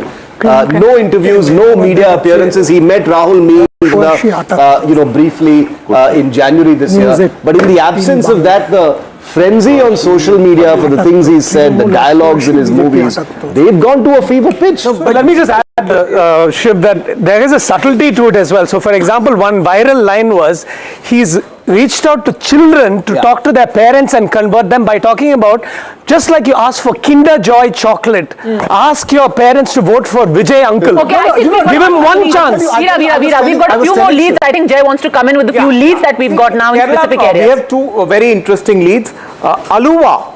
The BJP's K. Brahmaraj they've taken a lead. This was one of the constituencies along with Guruvayur where it was alleged, it was very high intense polarized campaign. Asking them to elect a Hindu MLA, that's Aluva. The LDF is leading, other than Dharmadam, is only leading in Aranmula, which is Veena George, the senior LDF leader. And we've got leads, guys. We've got leads from West Bengal as well, where it's neck and neck right now between the BJP and Trinamool Congress. And remember, in the last election, you got 58 seats where the margin between the two parties was 8,000 or less. And in one place, in Dinhata, it was as close as 57. Subsequently, of course, there was a by-poll and the TMC won by a landslide. But this is how down to the wire this particular election could get. It's early trends yet, but right now it's starting out as a very tight We're joined this morning by one of the senior-most leaders of the BJP in West Bengal, Dilip Ghosh, the man who's led the party, helped play a very important role in building the Bharatiya Janata Party in West Bengal. Dilip Ghosh जी, स्वागत है आपका NDTV पे। कितना महत्वपूर्ण है ये दिन भाजपा की राजनीतिक जर्नी में, क्योंकि अगर पश्चिम बंगाल में आज जीत होती है तो श्यामा प्रसाद मुखर्जी की पार्टी उनके जन्मस्थान पे, उनके राज्य में बीजेपी हमेशा हमेशा के लिए खत्म कर देगी कि वो हिंदी पट्टी की पार्टी है। बीजेपी के लिए क्या मायने हैं आज के दिन के? देखिए, हमारे कार्यकर्ताओं का जो सपना है, श्यामा प्रसाद मुखर्जी के बलिदान, करीब 75 साल के बाद यहाँ बीजेपी सरकार बनाने जा रही है। हजारों कार्यकर्ताओं की बलिदान भी है। पिछले 10 साल में करीब 300 कार्यकर्ता की राजनीतिक हत्या हुई है। इस बार चुनाव में हिंसा नहीं हो पाई, लोग शांतिपूर्वक मतदान भी किया है और परिवर्तन के लिए किया है। दिशा परिवर्तन की तरफ है, उसी तरफ जा रहा है। और जबकि पहले से लोगों ने मन बना चुके थे, इसीलिए चुनाव की दिशा उधर भी है और गति भी उधर रहेगी और बहुत दूर तक जाएगी। निश्चित रूप से बीजेपी यहाँ सरकार बनाएगी। आपको लग रहा है सरकार बनाएगी? पद्मजा अगला सवाल पूछेंगी। पद्मजा जी, क्या आप बीजेपी एकजुट है? 2024 में बहुत बातें की गई थी कि कुछ दरारें हैं, आपकी सीट चेंज कर दी गई थी, अब आप वापस अपने गढ़ में वापस आ चुके हैं, खड़गपुर सदर से आप लड़ रहे हैं, अब सब कुछ ठीक हो गया है, जो पहले कुछ भी मतभेद थे? पूरा हिंदुस्तान के बीजेपी एक है नरेंद्र मोदी जी के नेतृत्व में। और बंगाल में तो चीफ मिनिस्टर की सीट भी चेंज हो जाती थी। 21 में उन्होंने नंदीग्राम आ गए, हार गई। तो ये कोई बड़ी बात नहीं। पॉलिटिकल पार्टियां अपना स्ट्रेटेजी बदलती है परिस्थिति के अनुसार, और हम एक कर्मी कार्यकर्ता के नाते उसके साथ ही चलते हैं। बोरिया माजूमदार सवाल पूछेंगे। दिलीप दा। Dilip Babu, Jita, we've always seen that BJP has been construed as a party of outsiders. Shei narrative ta ke ebar palte geche. Has that narrative changed, that the Bengalis are now finding it more acceptable to vote for the BJP, you think? जो लोग हमको बाहरी बोलते थे, जनता इस बार उनको बाहर कर देगा। जनता भारतीय जनता पार्टी का संस्थापक डॉक्टर श्यामा प्रसाद मुखर्जी बंगाल के ही थे और उस समय विभाजन के समय उन्होंने पाकिस्तान को तोड़ करके पश्चिम बंगाल बनाए थे हिंदू बंगाली होमलैंड के लिए। जनता बीजेपी को जिताना चाहती है लेकिन पिछले 50 साल से यहाँ वोटिंग नहीं हुआ ठीक से, जनता को वोट देना नहीं दे गया है। कल देख रहे थे, कल परसों फलता डाउन क्या हो रहा है, महिलाएं आके क्या बोल रही हैं, उनको वोटिंग करना नहीं देते हैं। पहले दिन उससे वोटर कार्ड छीन लिया जाता है, घर घर धमकी दिया जाता है, एक विधानसभा में रिपोलिंग हो रही है। इसीलिए जो वास्तव स्थिति है यहाँ के लोगों की मन की जो इच्छा वो प्रतिफलित नहीं हो रही थी, इस बार वो हो जाएगा। एनडीटीवी इंडिया के मेरे सहयोगी हैं सैयद सोहेल, वो आपसे सवाल पूछेंगे। सैयद, इस बार का चुनाव बहुत व्यवस्थित रहा है, जिस तरह की तैयारियां चुनाव सैयद सोहेल, हिंसा की घटनाएं भी इस बार बहुत कम हुई है। नतीजा जो भी हो, अगर Mamata Banerjee what's at stake from your lens, from the perspective if the BJP doesn't win? Because सवाल यह है कि क्या ये क्रिटिकल इलेक्शन है 2011 जैसे जहां पे तृणमूल जीती थी, या फिर आपको लगता है कि एक चुनाव और लग सकता है बंगाल के लोगों को ये देखने में कि क्या बीजेपी बंगाली हो चुकी है? Is it adequately Bengali enough to be trusted to be in power? Is it this election or could it be the next? Dilip Ghosh, देखिए 2019 में हमको 18 लोकसभा सीट मिली थी, 2021 में हमको 77 सीट मिली और सारे विरोधियों को सफाई करके हम विरोधी के नाते आए और लोगों ने हमको जगह दिया था देखने के लिए। हमने 5 साल संघर्ष किया हिंसा के खिलाफ, भ्रष्टाचार के खिलाफ, विधानसभा के अंदर बाहर। लोग अब सारा देश में 21 राज्यों में भाजपा है, केंद्र में माननीय मोदी जी को 3 बार लोगों ने प्राइम मिनिस्टर बनाया। अब बंगाल की जनता तैयार है भाजपा का सिरमौर और मुकुट पहनाने के लिए, सत्ता में लाने के लिए उसकी तैयारी हो चुकी है। Big stories coming in right now. Humayun Kabir is trailing in one of the 2 seats that he is contesting from. Mamata Banerjee, in the early trends that we have, is trailing in Bhabanipur as well. And the big, all right, Jay wants to Jinto Joy has a question for Dilip Ghosh. Jinto da. Dilip da, can you hear me? Yes, he can. Please go on. हाँ बढ़िया बढ़िया, বলুন, ভালো শুনছি, আপনার অনেক করে শুনছি। বলছি যে আপনি ক্যাবিনেটে আসবেন তো যদি বিজেপি পাওয়ারে আসে? भाई पार्टी हमको कहाँ कहाँ भेजा, हम कभी ना नहीं बोला। पार्लियामेंट में भेज दिया, असेंबली में भेज दिया, वर्धमान में भेज दिया। आप पार्टी का कार्यकर्ता हूँ, पार्टी जो बोलेगा बोलेगा। लेकिन इस बार तो शुभेंदु के नॉमिनेशन में आप गए और फोटो अपॉर्चुनिटी हुआ आलिंगन का, तो अभी तो मुझे लगता है ट्रूस हो गया है आपके साथ। नहीं, उन्होंने भी मेरे नॉमिनेशन में आए थे, पार्टी का ही निर्णय रहता है, हम उसको मान के चलते हैं। Kanchan Gupta has a question for you. Kanchan da, I'll just 1 second. Kanchan da. Dilip Babu, do you think it will be a very close finish, or will the margin be very clear as no, to? He's had to run away. Somebody called him and frantically took him away. Trying to get a guest in the middle of live counting is a little difficult. But just let me also add over here, the Bengali channels are reporting in a different manner. What are they reporting? And no, it's still a very close fight, but they are giving advantage to the BJP as of now. And a few very interesting seats that are coming in. Humayun Kabir is trailing in Nauda. Udayan Guha is trailing in Dinhata. Mausam Noor of the Congress is trailing in Maltipur. And the BJP, some of the big guns right now, Shubhendu Adhikari is leading in Bhabanipur. And the left is nowhere. Because this is important. Adi Rajaram, the AIDMK's challenger to Udayanidhi Stalin at Chepauk Tiruvallurkani at the moment is leading. Yeah. All right. So that's a seat that will also be closely watched. Veera, the logical question there is: did the TVK eat into DMK's urban vote? Too early to say. But we'll have to wait and see. Look, 3, 9, 22 is how it's solidifying. Yeah. But then, the seats, the Chennai city seats, for instance, Shekhar Babu is leading. Yeah. DMK Shekhar Babu is leading in the Harbour constituency. Yeah. Chepauk Tiruvallurkani, Adi Rajaram, who's a former minister, a strong ADMK guy. Look, there are multiple battles they are playing. There is DMK versus ADMK battle. Yeah. There is DMK, TVK, ADMK, where the TVK candidate is a former ADMK candidate. Like, for instance, JCD Prabhakar in Thousand Lights is a former ADMK minister. Absolutely. And Valarmati is the ADMK candidate. So, there are fascinating battles that are playing. Absolutely. I think ultimately, TVK is off to a slow start this morning, Veera. TVK is off to a very slow start.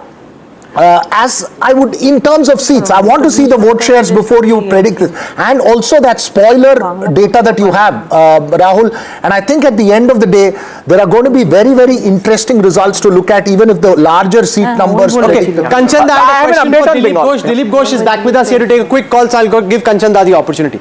No, I just wanted to know, what's his assessment? Will it be a close finish, or will the margin be very clear as to who's the victor and who's the loser in this election?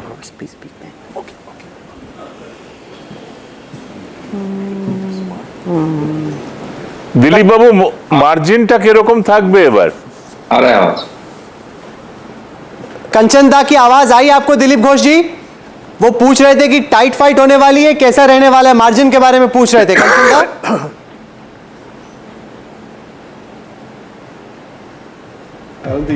okay, he can't hear us for the moment, so yeah, Padmaja. Just to put things in perspective, as far as West Bengal is concerned, there are a few areas where the BJP will really have to try and break in, where they drew a complete blank, not just in 2021, but also they did not manage to make any leads in 2024, which includes a large part of Kolkata, barring 2 seats in Kolkata North, where they managed to get some leads in 2024. In addition to that, you have the area of Jhargram. They got 0 out of 4 seats there. Havra got 0 out of 16. Purba Bardhaman got 0 out of 16. The news though is that in the leads, you've got at least 2 leads the BJP has got in Jhargram, 3 leads that they have got in Havra, where, like I said earlier, not only did they get a 0 in 2024 in terms of assembly segments, but also in 2021. So these are initial trends yet, at least a few inroads. Quick updates.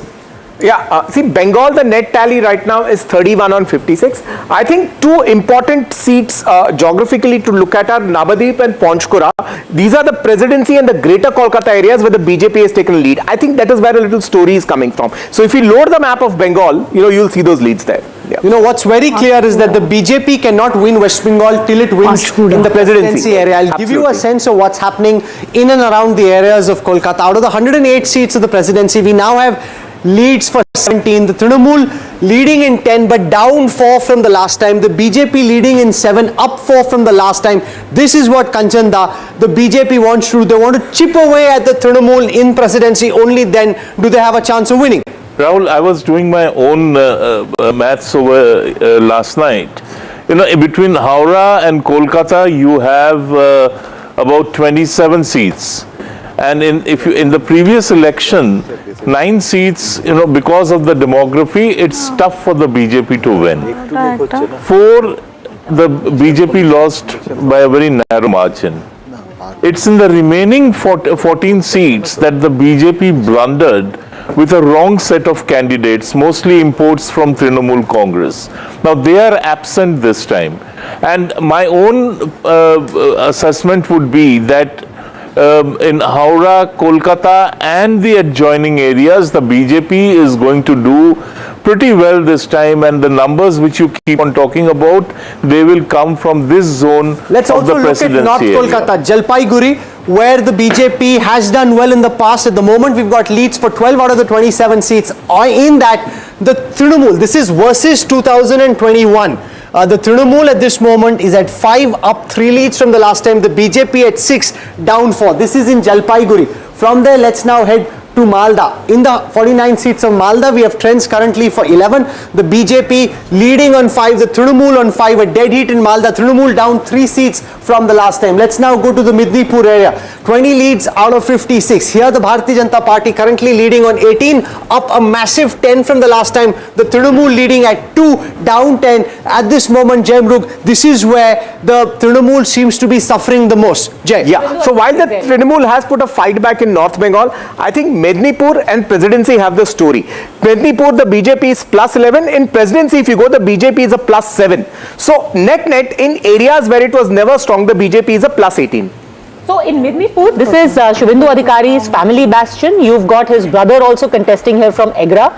His own seat, Nandigram, falls in this particular area. So a massive push and a lot of mobilization by the RSS as well in this particular Midnipur. What we can also do in real time is compare this with the 2024 Lok Sabha elections. If you compare with the 2024 Lok Sabha elections, the electoral map on this part of your screen here, relative to the 2024 elections, the BJP is up 18 seats, the Trinamool down 20 seats. So even in comparison with the 2024 elections, the BJP at this moment doing very well. What we can also do at this moment is give you a quick sense of what's happening in Malda. I'll give you a sense of what's happening in Malda. We've got leads for 11 out of 49, the BJP leading on 5, the Trinamool on 5, the Trinamool down 3 from the last time, the BJP up 2 from the last time. Mahua Chatterjee, your sense of the critical areas, the sense I picked up was, it's the area above the president, it's the area above Kolkata. That's where the BJP hopes to do well. They realize that maybe in the bastions of Kolkata they may not do well, but in the 5 districts above the Kolkata region, that's where they hope to make inroads into the Trinamool bastion. Mahua. See, that's typically the right place to pick, because the area that we are talking about is also home to a lot of non-Bangla speaking people, and those are the first inroads of BJP into West Bengal in any case, and to work on them. And BJP this time, interestingly, started working soon after the 2024 elections in West Bengal. We're joined at this time on NDTV by senior Trinamool leader Shougata Roy. He's joining us. Shougata da, welcome. The initial leads from West Bengal seem to suggest the BJP in the lead, the Trinamool trailing in a close contest. What is it that you're picking up from all your karyakartas on the ground across the state of West Bengal? How confident is the Trinamool that Didi could win a 4th time? Shougata da.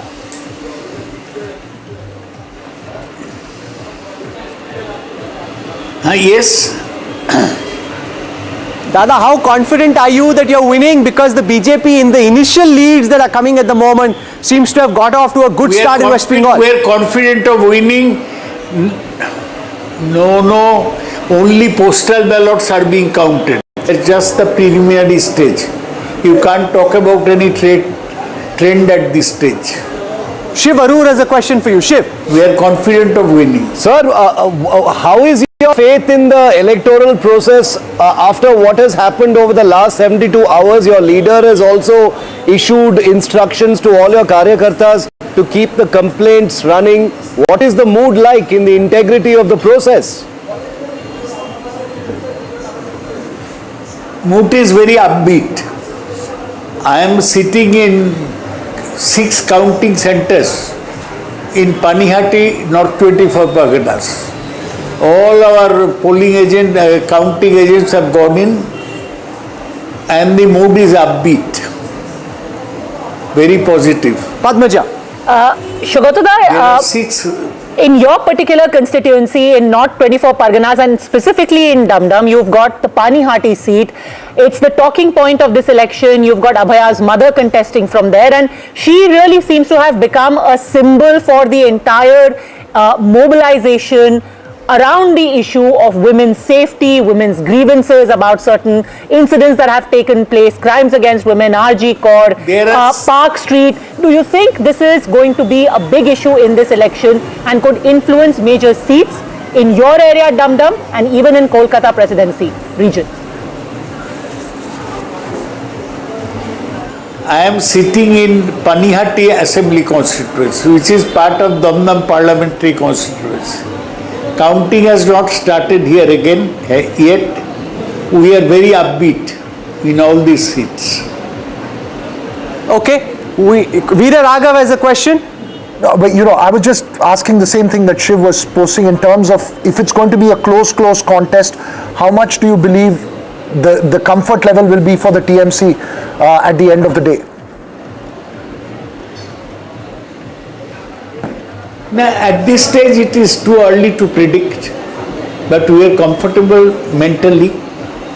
We hope that we'll run a big lead once counting actually starts. Okay, Shougata Roy, we'll leave it there. We hope to have you back later in the afternoon once the trends settle. Is he looking anxious? Is he looking relieved? Or what's your sense of the body language of the player? See, he didn't give much away. He didn't give much away, which is expected, because these are still, you keep referring food. In Bengal, we have our steps. This is still shak diye prothom step. The appetizer is shak and bhat. You know, the next aloo posto hasn't come, the fish hasn't come, the doi hasn't come. So there's still a lot to go. Let's for a moment pivot to the different regions of Tamil Nadu. I'm looking at Chennai. We've got 13 out of 37 leads at the moment. The DMK at 8, they're down 5 from the last time. But the TVK is off to a very slow start. Shankar, for whatever it is worth, the way the TVK T20 team has got started this morning, very different from the projections about them. Shankar. Well, looks like the Delhi Capitals or the other teams that have been doing badly this time. So I think that if we look at the trends, it seems like there will be a record. DMK seems to be leading. But for me, the interesting part would be, Rahul, if TVK overtakes ADMK. That would establish a new structure in Tamil Nadu. Also in Western Tamil Nadu, Veera, 15 out of 57 leads. The AIDMK is down 10, just as far as leads are concerned, down 10 from the last time. The DMK seems to be making inroads there. That's right. 43 of the 57 seats in Western Tamil Nadu was won by the AIDMK plus in 2021. All right. Now, it was anticipated, and I saw some candidates. Sendil Balaji is leading in Coimbatore South. Dr. Tarun, who's on the Veerapandi constituency, is leading in Veerapandi, which is next to Salem. I think the AIDMK was, the DMK's biggest experiment this time was to push for gains in the West, because they knew they were going to face losses in the north. Now, I think the bigger picture will come when you press North Tamil Nadu there, Rahul, because this is the area of influence of the VCK as well. Here you see the AIDMK gaining and the DMK going down. I don't know if ultimately the picture is going to be that wherever a party was strong, TVK is destroying that party and allowing the, in a bipolar contest, giving the edge to the second Dravidian player. Jaimruk. Yeah, just to add to what Veera is saying, it was expected that the TVK, with its appeal among the scheduled castes and the urban areas, would impact the DMK-VCK alliance most in North and Baniyar belt. That seems to be happening. And when you're there, do you have any data on Gobichetipalayam, which is Sengotian's constituency? Because that's another bellwether seat, according to me. Yeah. If let's say Sengotian is doing well, because you see, he's a former AIDMK leader, 8-time MLA. Yeah. The two leaves emotion is extremely, extremely deep in those areas. Yeah. Is he going to break the two leaves vote, or is he going to take it away from him? Is the While question. Jaimruk finds that, let's go across to Kalaniti. Veeraswamy is Lok Sabha DMK MP. TVK, a lot was said about in the exit polls in the first few power play overs of this T20 contest. Dr. Veeraswamy, the TVK seems to be off to a quite slow start. It's the DMK which is looking well ensconced and on the way. Yeah, no, this was expected. See, everybody was saying that TVK is a party which is going to be, I mean, like some exit polls even said that they were going to be forming the government. But the early trends, I mean, like this is too early to even surmise, but by going by what the trends are showing, it shows that the DMK is the primary party over here and ADMK is the second party over here, and TVK will be trailing. And I'm sure by the end of the day, I think Veera. We are confident that Kalanidhi, as you're making that point, very brief question. I know I concede that it's extremely early, but I saw Adi Rajaram in Chepauk Tiruvallikani leading at the moment. It could definitely change at the end of the day. But tell me honestly, is there a deep sense of nervousness, given that you're a member of parliament from the city, is there a deep sense of nervousness about the impact the TVK will have on Chennai city and the surrounding areas, because this was seen as a forte of the DMK after 2021, where you won all 16 seats?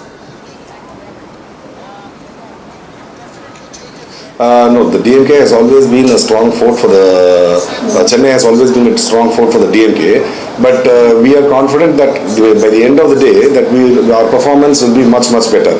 You have to understand, between 8 and 8:30, it is only the postal votes which are being counted, and only from 8:30 the EVM votes will be counted, and this is too early to say. So we will have to say that TVK was over-assessed, but the postal votes are not okay to say where you're trailing.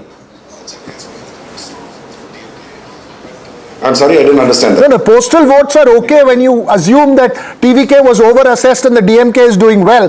But the same postal votes are not okay when I point out to a constituency where one of your star leaders is trailing. No, that is what I'm saying. See, postal votes are not the ones which are going to be deciding. We are only talking about postal votes will have significance only when it's a close tie where both the parties are getting the same equal amount of votes. Okay. And like I said, this is too early. And in Chepauk and Trivandrum, we are very confident that we'll be winning with a very huge margin. Now, Dr. Veeraswamy, the celebrations have already begun over an hour ago at the Arivalayam. Are you confident that things are going to solidify in the way that you're seeing them play out? The anxieties of the exit polls have sort of receded marginally, even though these are early trends? And see, the exit polls are something which I never believe in, because if you look at exit polls and if it's a scientific way in which it's being done, there should be consistency in all the exit polls. But if you see the exit polls, we have seen like one exit poll saying that DMK will form the government, the another exit poll saying ADMK will form the government, another one saying TVK. I'm wondering why there was no exit poll done where NTK is going to be winning. So the exit polls are, I think, a big farce where they're see, you have that if it is a scientific way it is being done, there should be uniformity in what they are saying. But when you have such disparaging results, the results can be only one, and that the Election Commission is going to be announcing it by the end of the day. And the celebrations are, the party cadres are always going to be enthusiastic whenever they see early trends, and they are going to be celebrating. But if you look at our Honorable Chief Minister, he is a person who looks at life differently, his party leadership differently, as a Chief Ministership differently.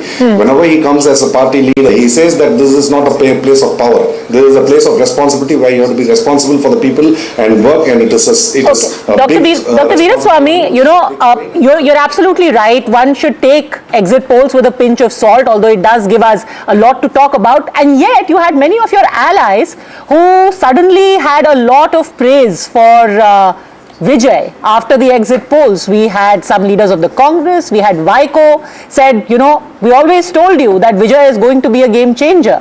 What do you make of that? That suddenly your allies seem to have found a lot of merit in the numbers that were being given to Vijay and the TVK.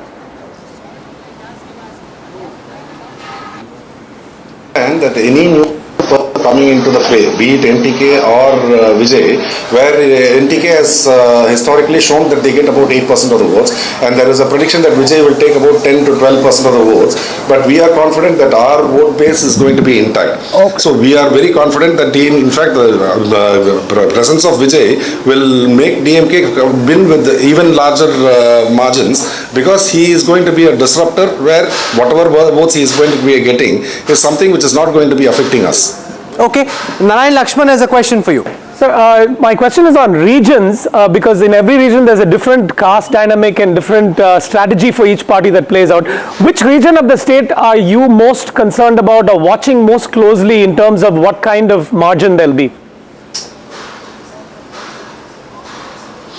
No, see, historically, if you see the election scenario in Tamil Nadu, it has always been shown that Western region is something where ADMK is dominating, because Edappadi Palaniswamy, who is contesting from Edappadi, like in the Salem region, has kind of gained inroads in the past.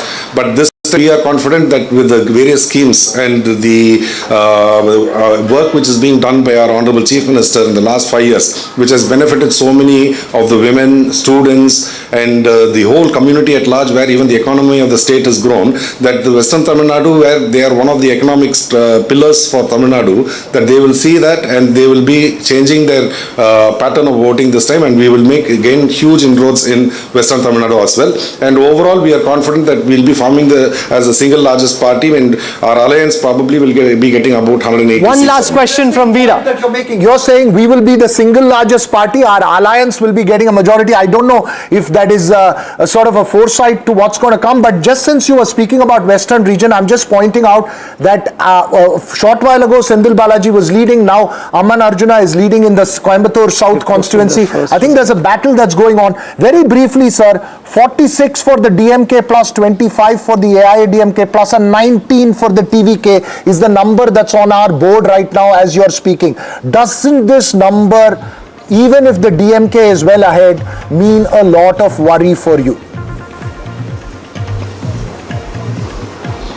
No, we don't have to worry at all. I mean, like, see, the thing is, you have to understand DMK is a party where, even after its inception for about 9 years, we never contested elections. We wanted to come into elections only so that we can bring out our schemes can be brought out. Whatever we had as our aims and objectives of our party are to be implemented. It can be formed only by electoral politics. That is the reason why we have come to the electoral politics. We have not come here for forming the government and enjoying the benefits or reaping the benefits of just coming to power. We want to serve the people, and so we are coming into elections. And if the people's verdict gives us the largest majority, we will be continuing the same good work which has been going on for the last 5 years.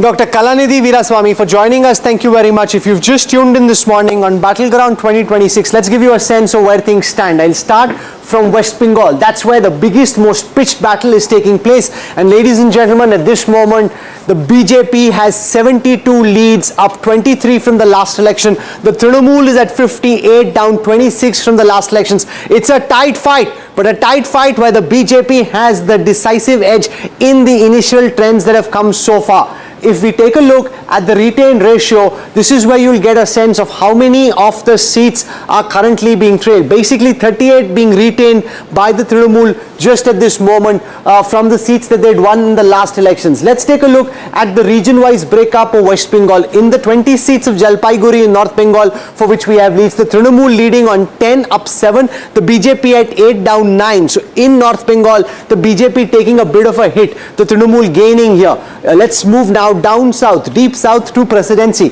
Out of the 37 leads that we have at the moment, out of the 108 seats over there, the Trinamool at 22, the BJP at 15, up 5 from the last time. From there, let's now go to Midnipur. In the 33 leads that we have from Midnipur, the BJP at 25, up 12, the Trinamool at 8, down 12. This is where the BJP is gaining the most and the Trinamool seems to be losing ground. From there, let's now move to Malda. In the 29 leads that we have for Malda, 14 leads for the BJP, up 6, the Trinamool trailing on 7 here at 14, down from the last time. Finally, let's look at Bardwan. In the 16 leads that we have for Bardwan, 9 for the BJP, up 6, the Trinamool down 6 from the last elections. Interesting there that in Jaimrug, in Bardwan and in Malda, there are some significant losses for the Trinamool and gains for the BJP in the initial leads that we have at the moment. Yeah, now what has happened is the Trinamool has tried to balance it off with leads in the north, which were originally a BJP stronghold. So the contest has got closer. Now we are looking at 72 for the BJP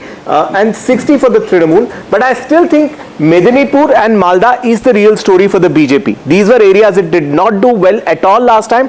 These are big gains. And if you see the Malda, you've got one seat there for the Congress, which may turn out to be the explanation for why BJP makes gains in that region, because there are many seats, Rahul, where you have SIR deletions, which are either more or very close to the victory margin last time around between the TMC and the BJP. BJP was at second place. Congress comes in and cuts into TMC's votes and the BJP gets a lead along with the SIR deletions factor also weighing in. There's something interesting happening. The left is not ahead anywhere. Sure. And that means there was this great assessment by quote-unquote experts that the left vote is going to drift back to the left, which had drifted away, and mostly to the BJP.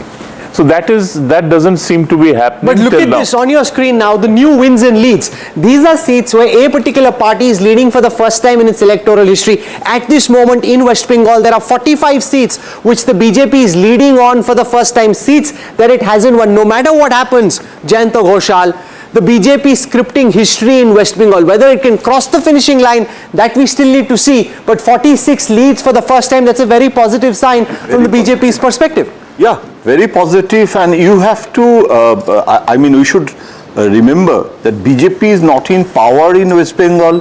BJP is a success story in Bengal because BJP, it was earlier, we used to call it a non-base area of BJP.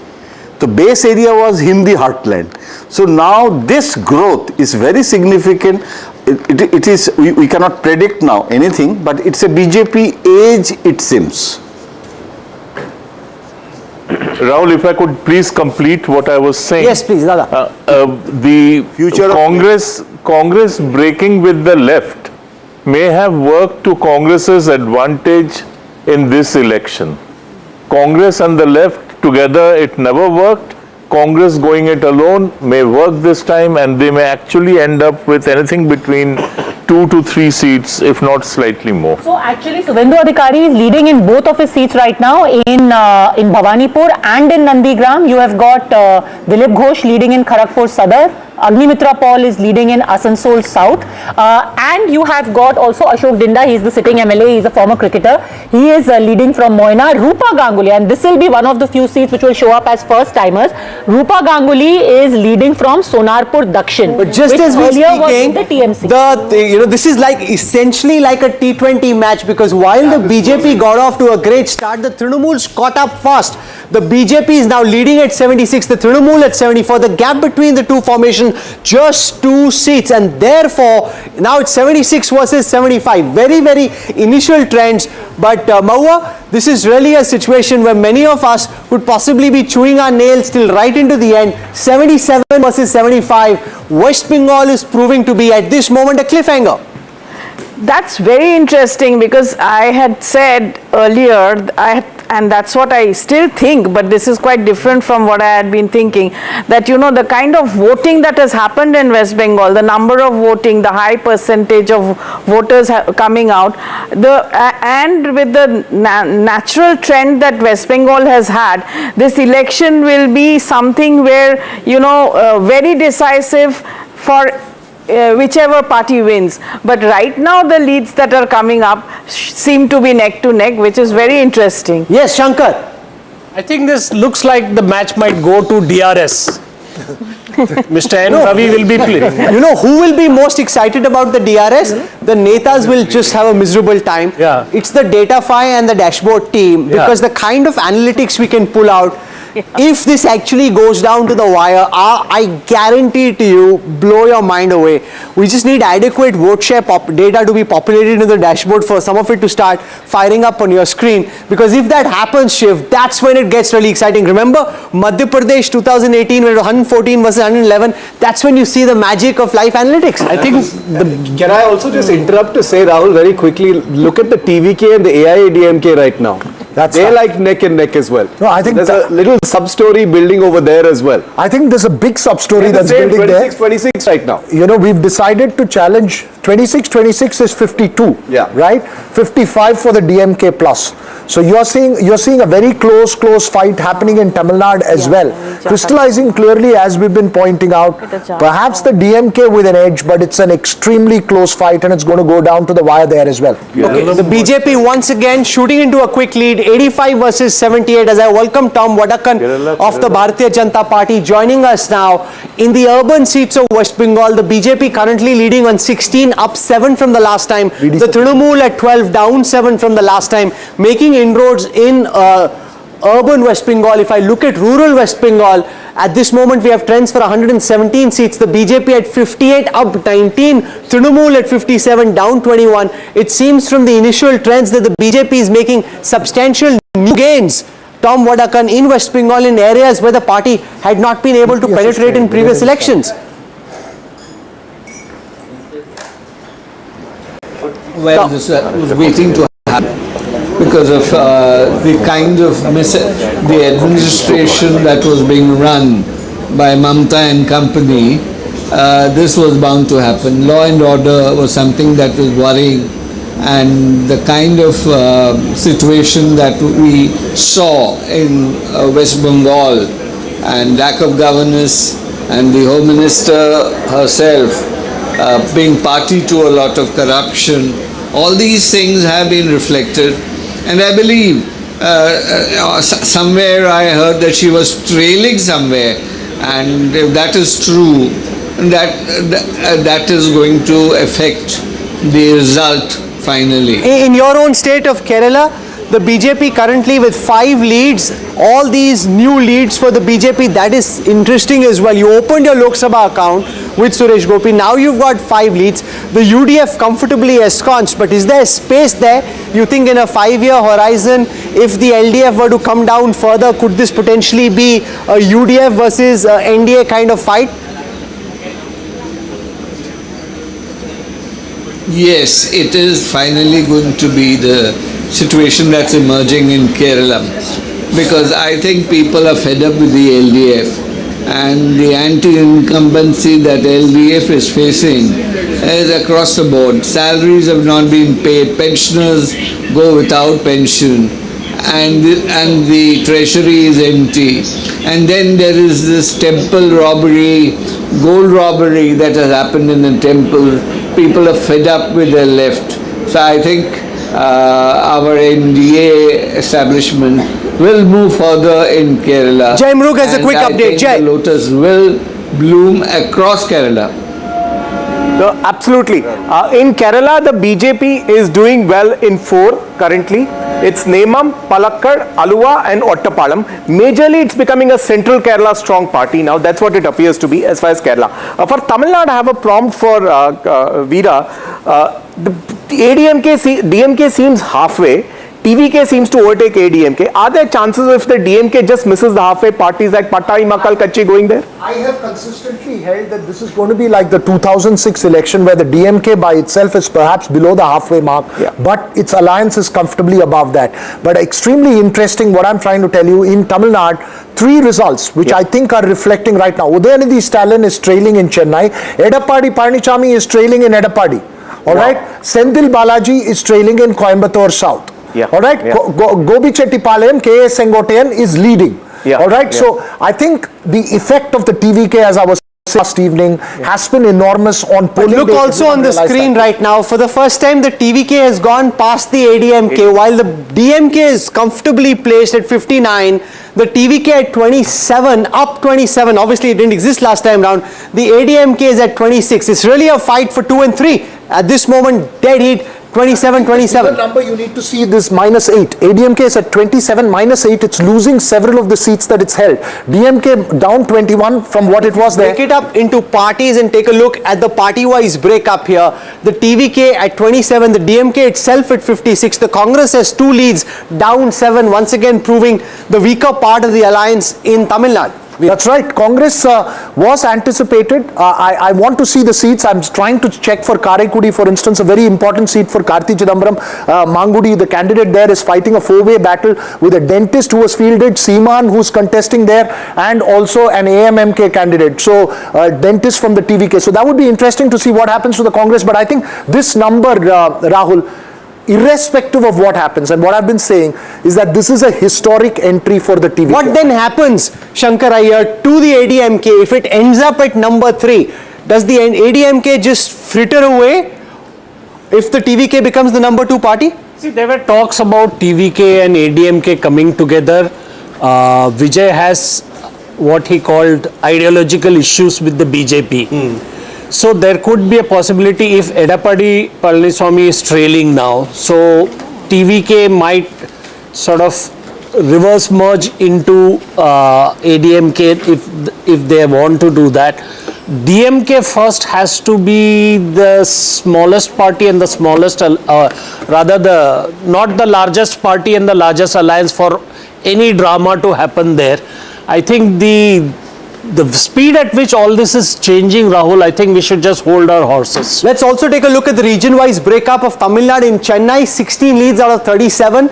The DMK is down 8 from the last time. That is interesting. They're losing out in and around an area where they've been strong. But interestingly, all those leads not going to the TMK, the TVK. They're being split between the ADMK and the TVK, Veera. That's right. There are 3 types of seats in Chennai. One is the DMK-TVK battle, which is like a Villivakam, where you have Karthik of the DMK facing off with Adav Arjuna, or you have 3-way battles, like let's say a 1000-light seat where Edilan Nagalathan of the DMK, the incumbent MLA, is facing off with Valarmati of the AIDMK and JCD Prabhakar, who's a former AIDMK minister who's with the TVK. I think these leads for the AIDMK, one of them is, again I'm saying, Chepauk Tiruvallikeni, which is Udayanidhi Stalin's West Tamil Nadu, the area which is supposed to be the ADMK bastion. Here they're down 13 seats from the last time, just 7 leads.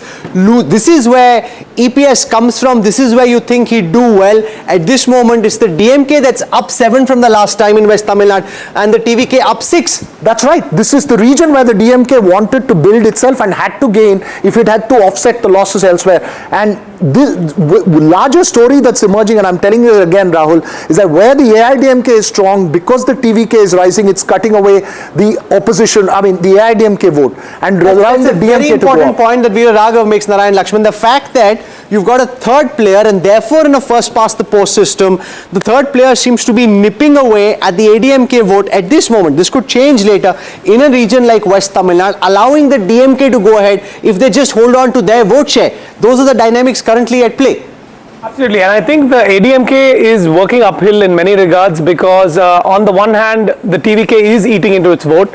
On the other, the alliance itself has to be rethought. I'm just taking a small step back, which is whenever PM Modi and Amit Shah came to the state, they didn't really speak of Edapadi as the chief ministerial face. They spoke of the double engine growth model. So that is a troubled pocket. For the first time on your numbers on the board, Rahul, the DMK plus is lesser than the TVK plus ADMK plus put together. Correct. For the first time since this morning. You think there can be an alliance? I don't think there is anything can be ruled out at this stage. You have to wait for this. That Vijay has not singled out and said it's an ideological enemy or a social enemy. But there is also the possibility. So there will have to be a divorce first for the marriage. No, hang on, Shankar, there is one very important point that we need to. Why did the TVK ADMK alliance not happen? There are two reasons. One is the BJP alliance with the ADMK, but the more important reason, who is going to be the chief minister? Vijay cannot be number 2 to EPS. EPS cannot be number 2 to Vijay. So let's take a look at the seat party-wise breakup. The moment you look at the party-wise breakup for Tamil Nadu, you will then get a sense of where things stand. Because if the ADMK is behind the TVK, then obviously EPS gets to be chief minister. If that's not the case, then Vijay will say, I should be chief minister. At this moment, it's 30 versus 29. This could change. 30 versus 29. If the DMK is short of a majority, could there potentially, Veer Sangvi, in your view, be a twist in the tail in Tamil Nadu? The TVK and the ADMK ally? I think it's entirely possible. It's also interesting that we've all been predicting the demise of the ADMK. They've lost just 4 seats. They're doing actually better than we said. But they need to do much better to be able to come anywhere close to form a government. Not if they're in alliance with the TVK, as you pointed out. If that happens. Yeah. Let's just for a moment shift attention to West Bengal. In West Bengal, the BJP seems to be settling into a comfortable lead versus a few minutes ago where it was a neck and neck fight. 123 versus 100. 52 up for the BJP from the last time. 59 down for the Trinamool. The Congress leading on 5. The left just at 1. If we look now at some of the key regions, if I start with presidency and look at what's happening in presidency, we have leads for 69. The BJP currently leading in 39 of those, up 25. Very substantial leads in the presidency region. The Trinamool at 30, down 25. This, of course, Jayantada could change, but if this holds, this is what Amit Shah, Bhupender Yadav, Sunil Bansal were promising, that we will make shocking inroads into West Bengal in the presidency region, which you may not expect. Jayanta. Actually, it is not unexpected, Rahul, because this time in South Bengal, 60 total rallies, 65 Amit Shah made. So this is a very unique campaign, and this time BJP's strategy was to outreach Bengalis, and Joy Sri Ram was 2021 slogan, this time Parivartan. And Parivartan is change of Bengal. Joining us now is Shatabdi Roy, well-known actor, Trinamool MP from Birbhum. Padmaja has the first question for you. Shatabdi.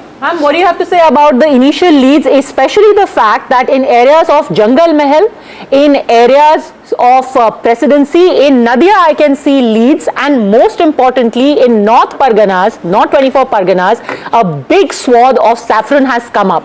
What do you make of the fact that inch by inch the BJP has managed to cut into your areas in Havra, in Kolkata, and even 1 or 2 seats there I see in South 24 Parganas? But first thing you tell me, I think it's a 1 hour it started. First thing is ballot counting is started with ballot paper. But I don't think it's counting already started. But I want to say you have to wait for another 1 hour or two. Then it's a clear the BJP will not win, Trinamool will win. It's 100% confirmed, and you just wait and see. But don't you find it strange that in an area where the BJP was zero, they were zero in 2021, they were zero in 2024 when it comes to leads in assembly segments, at least even if in initial stages they have some kind of presence there. Right now they're leading even in Jhargram. Ms. Roy.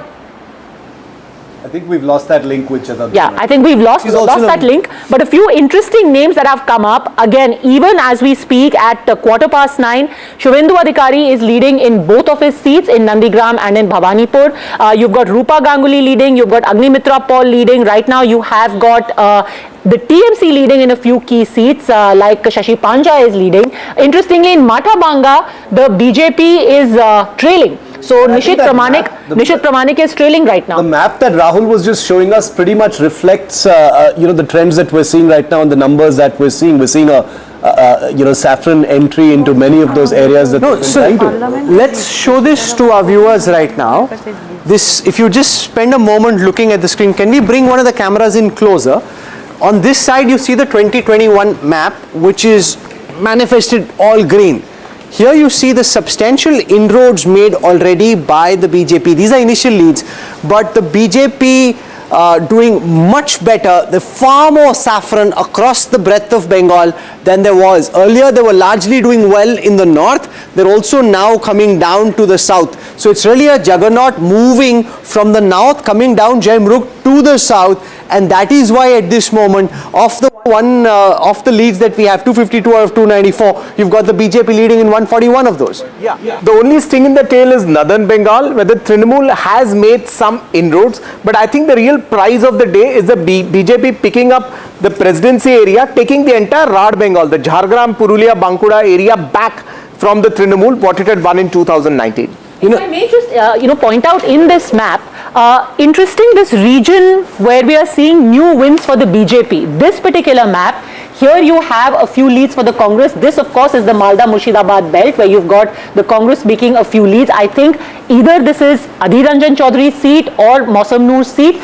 Here in the north, they have got a few leads, and these are the new regions. You've got the Jangal Mahal area, you've got here the Nadia, North 24 Parganas, and surprisingly, this would be interesting to see what are these South 24 Pargana seats, which now seem to have flipped to saffron. But 104 seats, which the BJP has never won in the past, where they are leading at this moment. Kanchanda, are you dancing on the streets just yet or holding back? No, I have been contesting this point of yours, that seats which a party has never won are impossible to win. I never said impossible.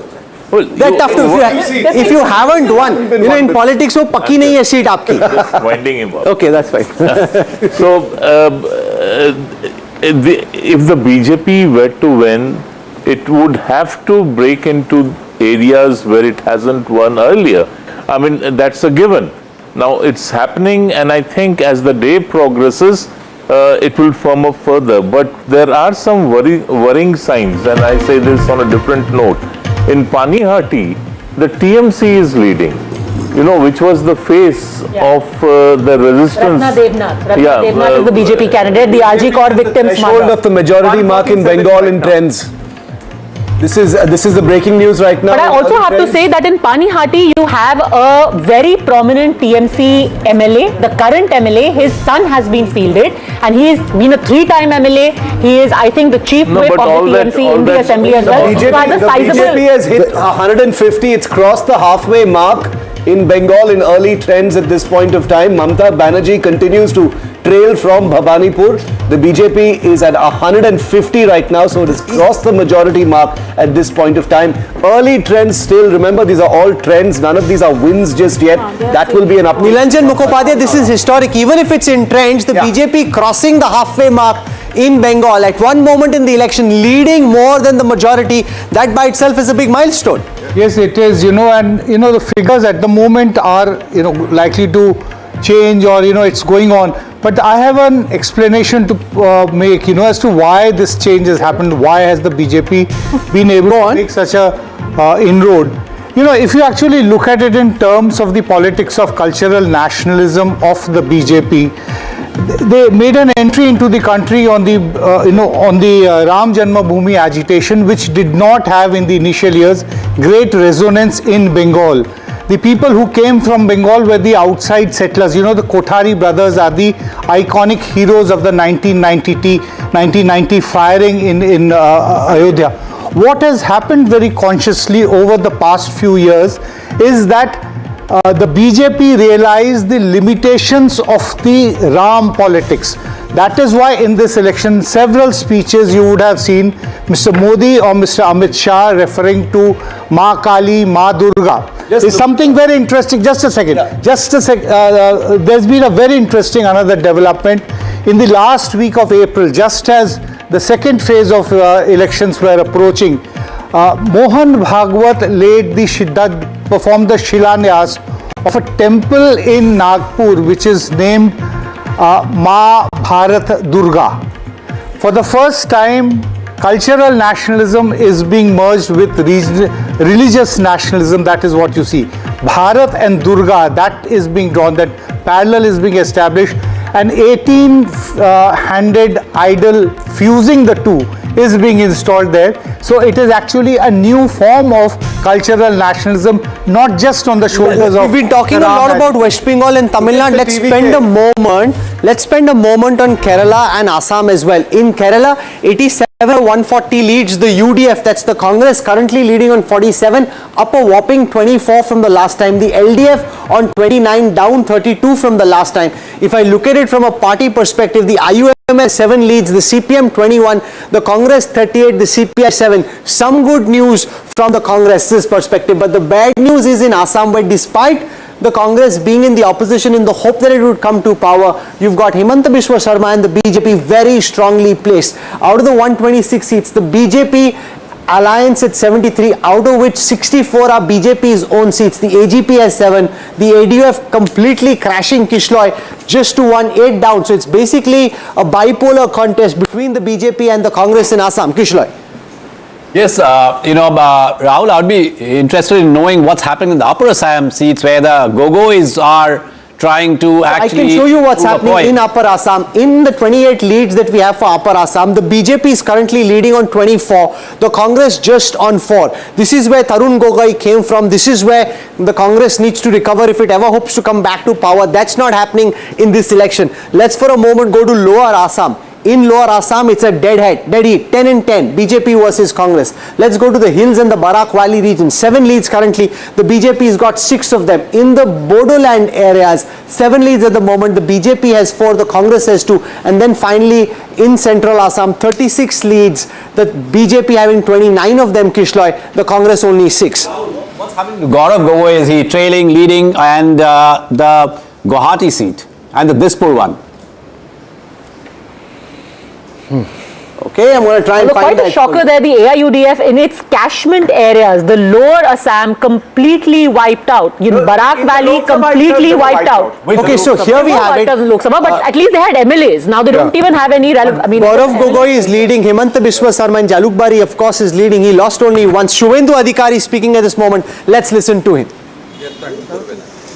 Shuvendu Adhikari. ধরুন নন্দীগ্রামে 18 round vote হবে, 15 রাউন্ডে postal হবে, আর এখানে ভবানীপুরে ধরুন 20 রাউন্ডে counting complete হবে, 17 রাউন্ডে ডিক্লেয়ার হবে। আমি যেটা ইনিশিয়াল অ্যানালাইসিস করেছি, অল্প ইভিএম বেরিয়েছে, এটাকে খুব বড় কিছু করে দেখানো ঠিক না। তাতে হিন্দু ইভিএম আর মুসলিম ইভিএম টিএমসি, তবে আগের মতো নয়, মানে হাই কনসলিডেশন যেটা ওনারা করেছিলেন 21 আর 24, তো high consolidation.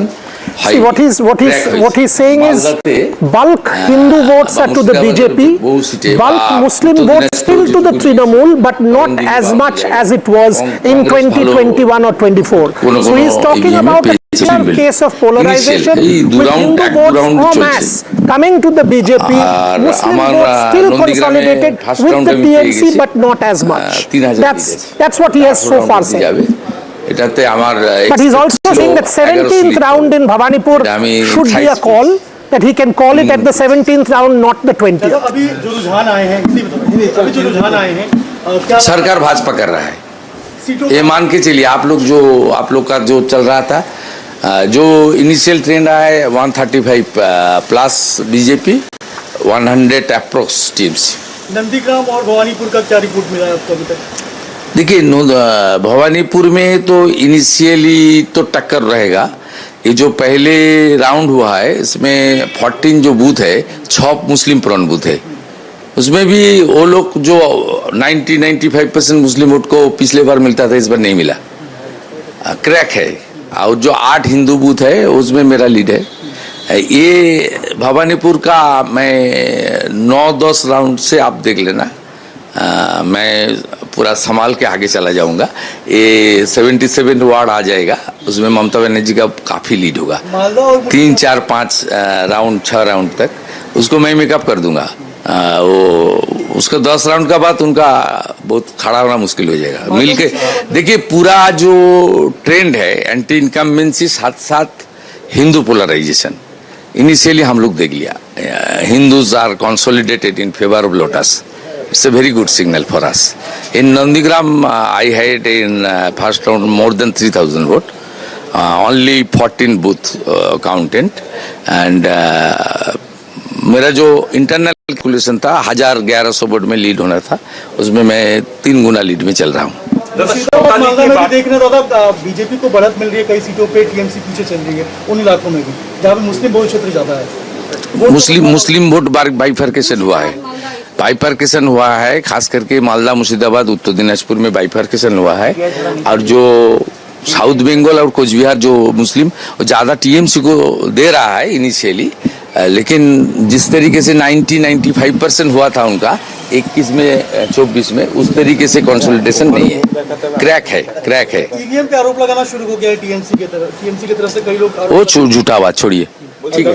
I will speak after 11 AM. It's good. Counting agents, Yes. Counting agents को क्या मैसेज देना चाहेंगे अभी की? धैर्य रखना चाहिए, ये कुछ नहीं है, ये सब इनिशियल ट्रेंड है, बहुत आगे जाना है। पूरा इतना सब माने कूल एंड काम। Nandigram you're leading by 3,000 votes in the first round. Yes. 3,500 हाँ, क्लीन स्वीप दादा, क्लीन स्वीप नंदीग्राम। ये मेरा आंकड़ा है ना, वहाँ 5 मुसलमान बूथ था आउट ऑफ 14 जो काउंट हुआ। मुसलमान बूथ में भी टीएमसी को हालत खराब कर दिया नंदीग्राम, मुसलमान बूथ में भी खराब कर दिया। ये मेरा थोड़ा सिग्नल था, ज्यादा दिन तक लोग को गुमराह करने नहीं हो सकता। প্রথম দিকে যা ট্রেন্ড, তাতে করে মধ্য কলকাতার বেশ কিছু তৃণমূল অফিস সেগুলো ফাঁকা হচ্ছে ধীরে ধীরে। না, I am not passing any comment. কেন বহুদলীয় গণতন্ত্রে currently he is leading in both of his seats, Bhabanipur and Nandigram, but a very interesting parallel, as it were, you see between Shubhendu Adhikari and Shamik Bhattacharya, the leader of opposition and the BJP president West Bengal. Even as Shubhendu Adhikari is saying, it's time for Mamata Banerjee to rest, Shamik Bhattacharya has come out and said, look, let bygones be bygones now. I'm sorry if anyone has felt offended by anything we said in the course of the campaign. We all want to be cordial now that the campaign is over and the results are out. We've got Anil Antony of the BJP and Meeta Chakravarti of the Congress both with us. Meeta Chakravarti, first, your reactions to what is being seen in West Bengal. The BJP way ahead. Right now, the kind of trends that we are seeing, it's 9:30 and you have the BJP past the halfway mark, 155 for the BJP as opposed to 121 for the TMC and 4 for the Congress. Good morning to all your viewers, and I think this trend was kind of expected. I thought people who have been working on the ground in West Bengal, we could sense that there is a change. People are voting for change this time. There was a very strong anti-incumbency against the 15 years of misrule of TMC government. Congress has started a new journey. Bear in mind, we were down to 0 last time because of this binary that was set between BJP and TMC. and this entire religious polarization that happened in West Bengal, which is still continuing. If you listen to Shubhendu Adhikari, what he has been saying, he's a leader of opposition. Despite being in a constitutional position, he is openly talking about the religious polarization theory itself. So we were not in a position to take full advantage of this. And people voted for the TVK, Excited, Veera, go for it. See, look at this. This is 61-61. 61, this is the first time it's happened. 61-61, TVK and DMK. Slow start for the TVK, and they've leveled it with the DMK right now. It's going up and down, might slip a little further, they might cross it as well. So we don't know, but they're neck and neck right now. Just look at this. You have 29 plus 34. So you got what, 63 seats that are yet to report. Out of 171 of 234, 61-61. Now this is a dead heat. This is not over till the end, till the last vote is going to get counted. It's now clear, emerging, that it's going to be a DMK plus versus TVK. And I want to add one point, Shiv. It's DMK plus at 62. It's TVK at 62. So DMK with its allies. So as a single party at the moment, TVK is perhaps ahead of the DMK. If you look at the vote share figures, DMK. So now they've now gone to gone past. TVK is number 1 right now, 64-61. and if you see the vote share figures, the TVK currently has 33.5% of the votes that are counted so far. It's very initial, but 33.5% votes that have been counted. The DMK is 32.1, the ADMK is 28.3. The DMK alliance is down 13.8% votes from the last time. If I look at this from a party-wise perspective, again, this is very initial, so you have to hold your horses before you form final conclusions. The DMK by itself has 24.6% votes. The ADMK has 22.2. The TVK has 33.3% of the votes that have been counted. That's almost 9% more than the DMK. That, Narayan Lakshman, just in terms of initial votes that have been counted, looks quite ominous from the DMK's perspective. There is such a thing called counting momentum and voting momentum, and that's what you're seeing here.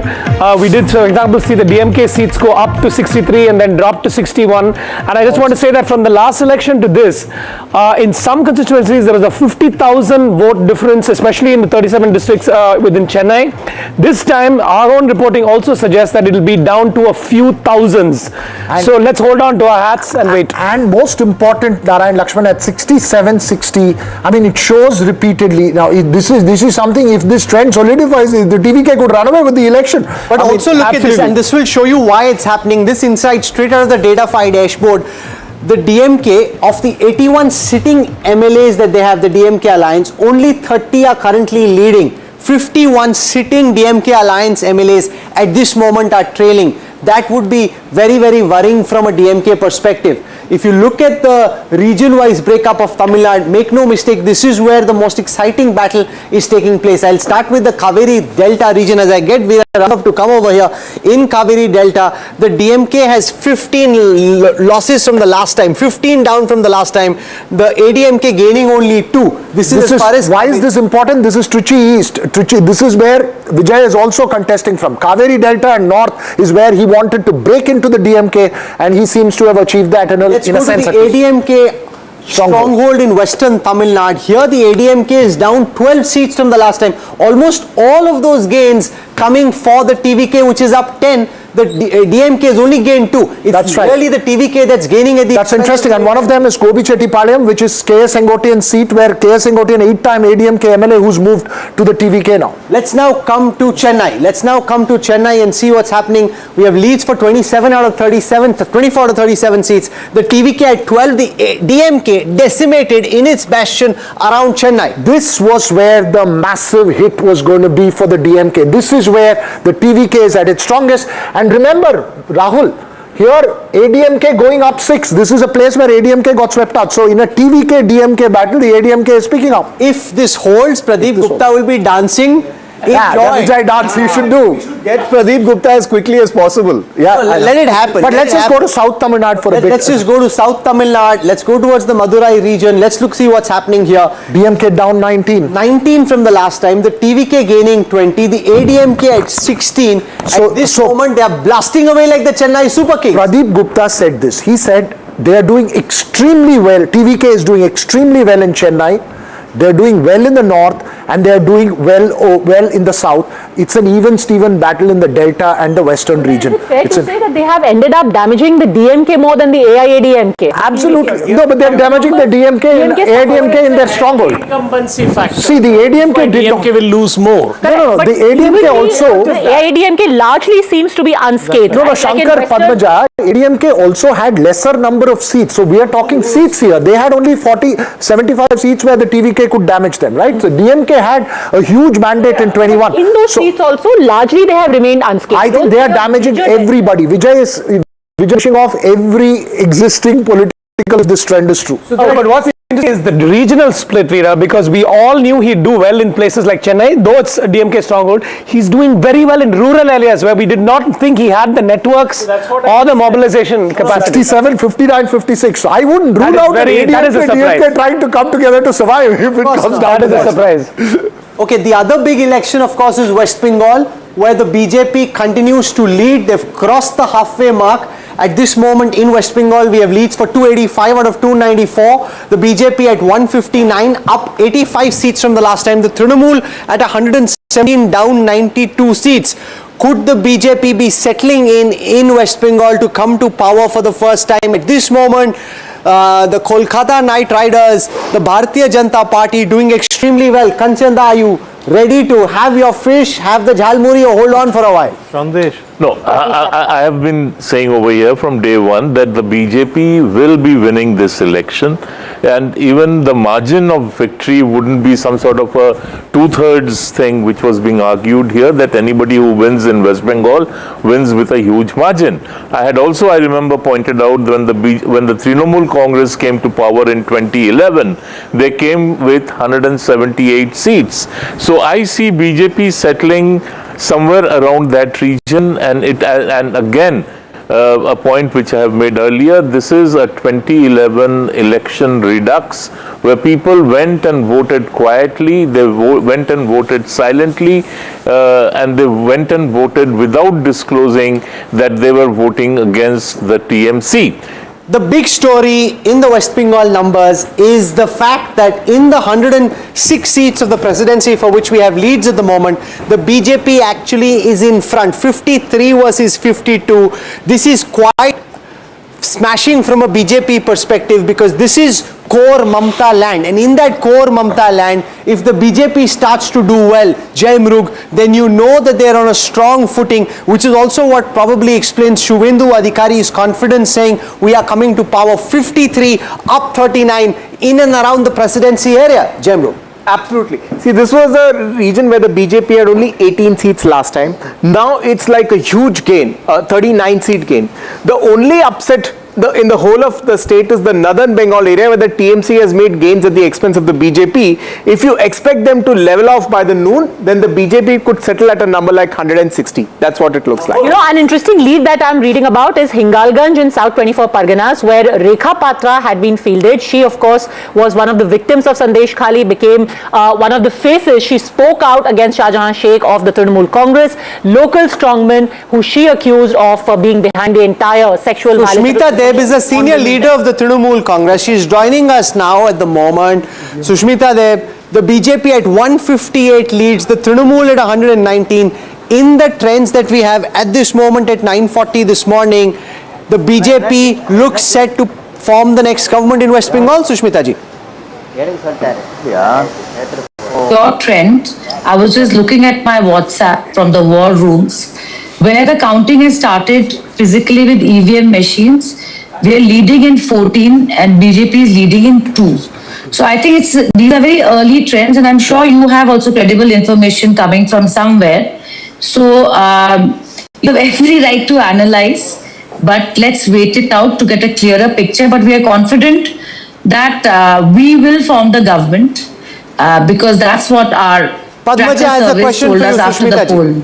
Padmaja. Yeah. Sushmita Deb, thoughts on Assam? Even there, the BJP for the first time seems to be going in into a clear majority on its own. About 70 leads for only the BJP, not the alliance, and the alliance inching close to the 90 mark. See, See, the mood I saw, especially in Upper Assam, let's leave Lower Assam and Middle Assam out. Upper Assam had huge undercurrents against the Chief Minister of Assam, especially with his governance style. So I can tell you something that my assessment is that you will be surprised, and I feel that in the last assembly election, BJP alone had 60. I don't think they will hold that number this time. That's what I think. So let's wait it out. On West Bengal, I want to ask you a question. Do you think this has been a complete polarization, like Shubhendu Adhikari was saying, that Hindus have come out and voted exclusively for the BJP this time around, and the Muslims have consolidated behind the Trinamool Congress, but the Congress has taken away some of that vote? Has there been that complete polarization? See, that's the BJP's narrative, but I believe there has been polarization, but it is Bengali Asmita versus the BJP and the Hindi-speaking leaders. You see, they riled up that sentiment and all the self-goals that their star campaigners made in Bengal when it comes to the culture, their icons. I think that's going to backfire on them. I mean, as it emerges, you'll see as it unfolds.